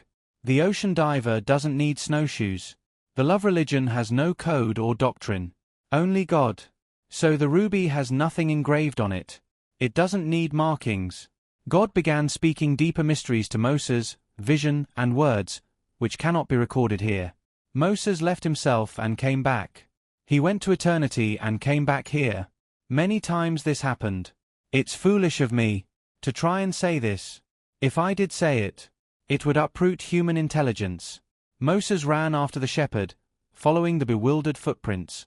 In one place moving like a castle across a chessboard. In another, sideways, like a bishop. Now surging like a wave cresting, now sliding down like a fish. With always his feet making geomancy symbols in the sand. Wandering state. Recording his. Moses finally caught up with him. I was wrong. God has revealed to me that there are no rules for worship. Say whatever and however your loving tells you to. Your sweetest blasphemy is the truest devotion. Through you a whole world is freed. Loosen your tongue and don't worry what comes out. It's all the light of the Spirit. The shepherd replied, Moses, Moses, I've gone beyond even that. You applied the whip, and my horse shied and jumped out of itself. The divine nature and my human nature came together. Bless your scolding hand. I can't say what has happened. What I'm saying now is not my real condition. It can't be said. The shepherd grew quiet. When you look in a mirror, you see yourself, not the state of the mirror. The flute player gives breath into a flute, and who makes the music? The flute player. Whenever you speak praise or thanksgiving to God, it's always like this dear shepherd simplicity. The minute I heard my first love story, I started looking for you, not knowing how blind that was. Lovers don't finally meet somewhere. They're in each other all along. Morning wind. Wine so bitter all bitterness sweetens. A beautiful face growing old. The taste of kidder's spring. Words that plant olive trees. A man like the dawn. With a small suggestion. You should visit a few times. A prayer at the graveside that resurrects the dead. Silence telling half a secret. Unspoken wish. Morning wind. We'll stay quiet. Whatever you have understood of us, go and tell that to the living. What we've been hiding from them. The ocean's motion. Love is an ocean. This wide sky, a bit of foam on that. Restless as Zuleika in her desire for Joseph. Sky changes move across day and night. If there were no love, everything would freeze and be still. Instead, inorganic grains are entering plants. Plants enter animals. Animals enter spirit, and spirit sacrifices itself. For one breath of that which made Mary with child. Each sapling lifts, and the universe winds like a locust swarm its wing rush toward perfection. Each particle purified in a song of praise for motion. Ignorance. I didn't know love would make me this crazy, with my eyes. Like the river Seyhan carrying me in its rapids. Out to sea. Where every bit of shattered boat sinks to the bottom. An alligator lifts its head and swallows the ocean, then the ocean floor becomes the alligator in. A desert covering sand drifts. Changes do happen. I do not know how, or what remains of what. Into the absolute has disappeared. I hear so many stories and explanations, but I keep quiet, because I don't know anything. And because something I swallowed in the ocean has made me completely content with ignorance. Chapter 22. Lord of the Heart. Love is our aloneness with the Lord of such beauty and depth that we're not lonely. The empty space of the guest house, not the guests moving through, the host and theatre where mind and desire play out their myriad motions.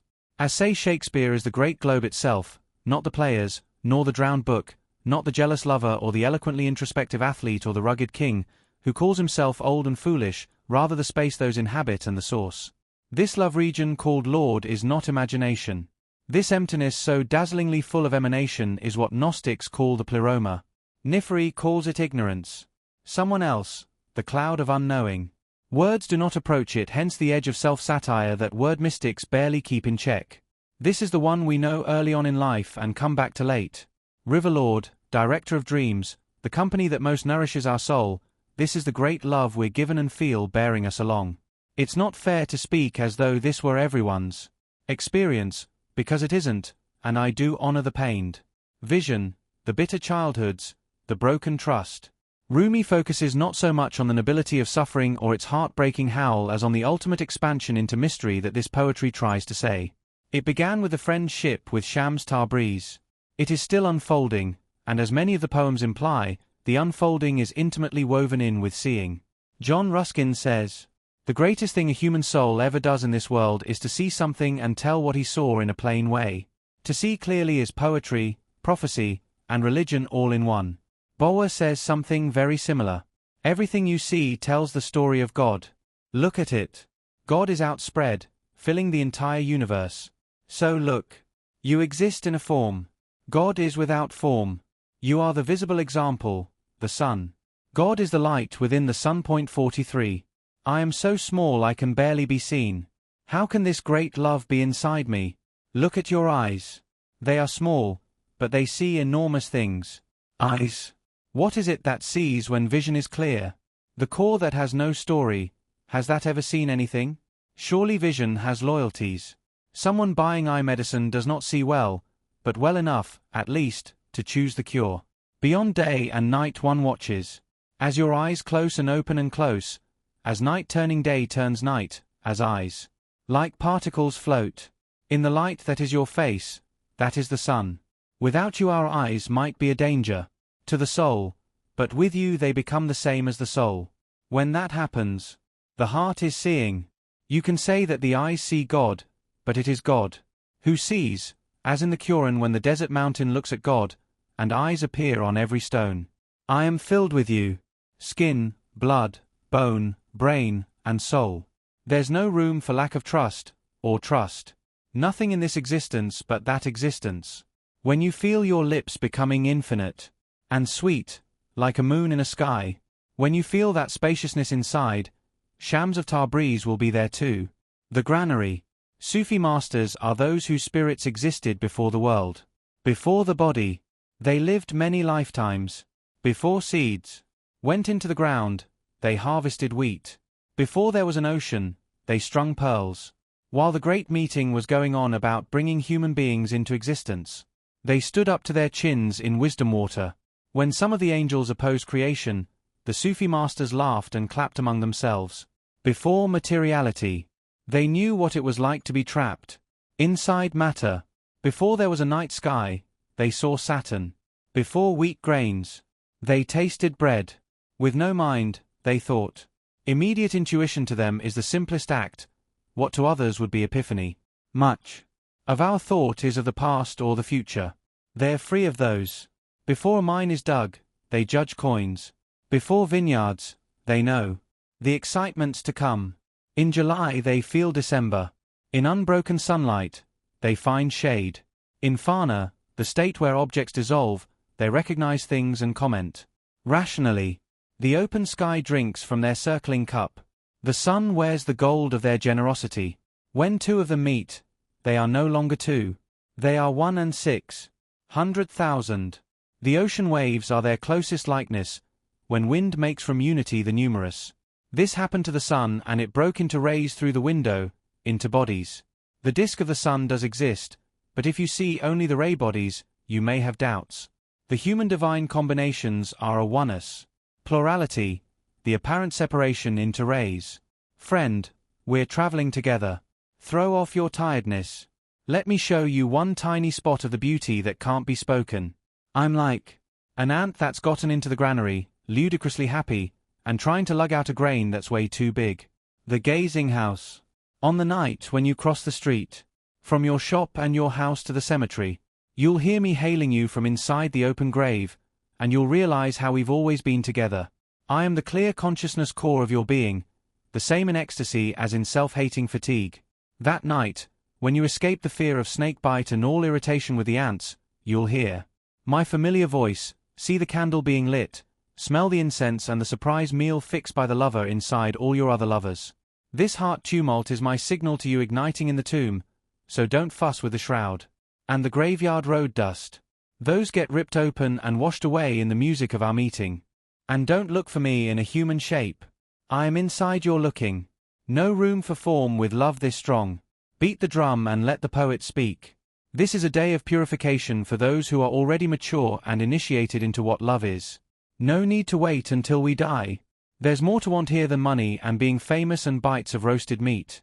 Now, what shall we call this new kind of gazing house that has opened in our town where people sit quietly and pour out their glancing like light, like answering?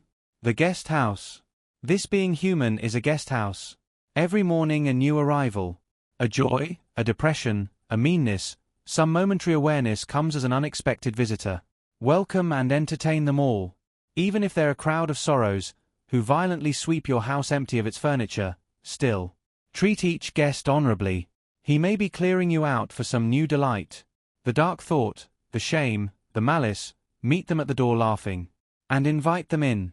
Be grateful for whoever comes, because each has been sent as a guide from beyond. Always check your inner state with the Lord of your heart. Copper doesn't know it's copper until it's changing to gold. Your loving doesn't know majesty until it knows its helplessness. The one thing you must do. There is one thing in this world you must never forget to do. If you forget everything else and not this, there's nothing to worry about, but if you remember everything else and forget this, then you will have done nothing in your life. It's as if a king has sent you to some country to do a task, and you perform 100 other services, but not the one he sent you to do. So human beings come to this world to do particular work. That work is the purpose, and each is specific to the person. If you don't do it, it's as though a priceless Indian sword were used to slice rotten meat. It's a golden bowl being used to cook turnips, when one filing from the bowl could buy 100 suit-able pots. It's like a knife of the finest tempering nailed into a wall to hang things on. You say, but look, I'm using it. It's not lying idle. Do you hear how ridiculous that sounds? For a penny an iron nail could be bought. You say, but I spend my energies on lofty projects. I study philosophy and jurisprudence, logic, astronomy, and medicine. But consider why you do those things. They are all branches of yourself and your impressiveness. Remember the deep root of your being, the presence of your Lord. Give yourself to the one who already owns your breath and your moments. If you don't, you'll be like the man who takes a ceremonial dagger and hammers it into a post for a peg to hold his dipper gourd. You'll be wasting valuable keenness and forgetting your dignity and purpose. This we have now is not imagination. This is not grief, or joy, not a judging state, or an elation, or a sadness. Those come and go. This is the presence that doesn't. It's dawn, Husum. Here in the splendor of coral. Inside the friend, in the simple truth of what Halai said. What else could human beings want? When grapes turn to wine. They're wanting this. When the night sky pours by, it's really a crowd of beggars, and they all want some of this. This we are now. Created the body, cell by cell, like bees building a honeycomb. The human body and the universe grew from this, not this. From the universe and the human body. The end.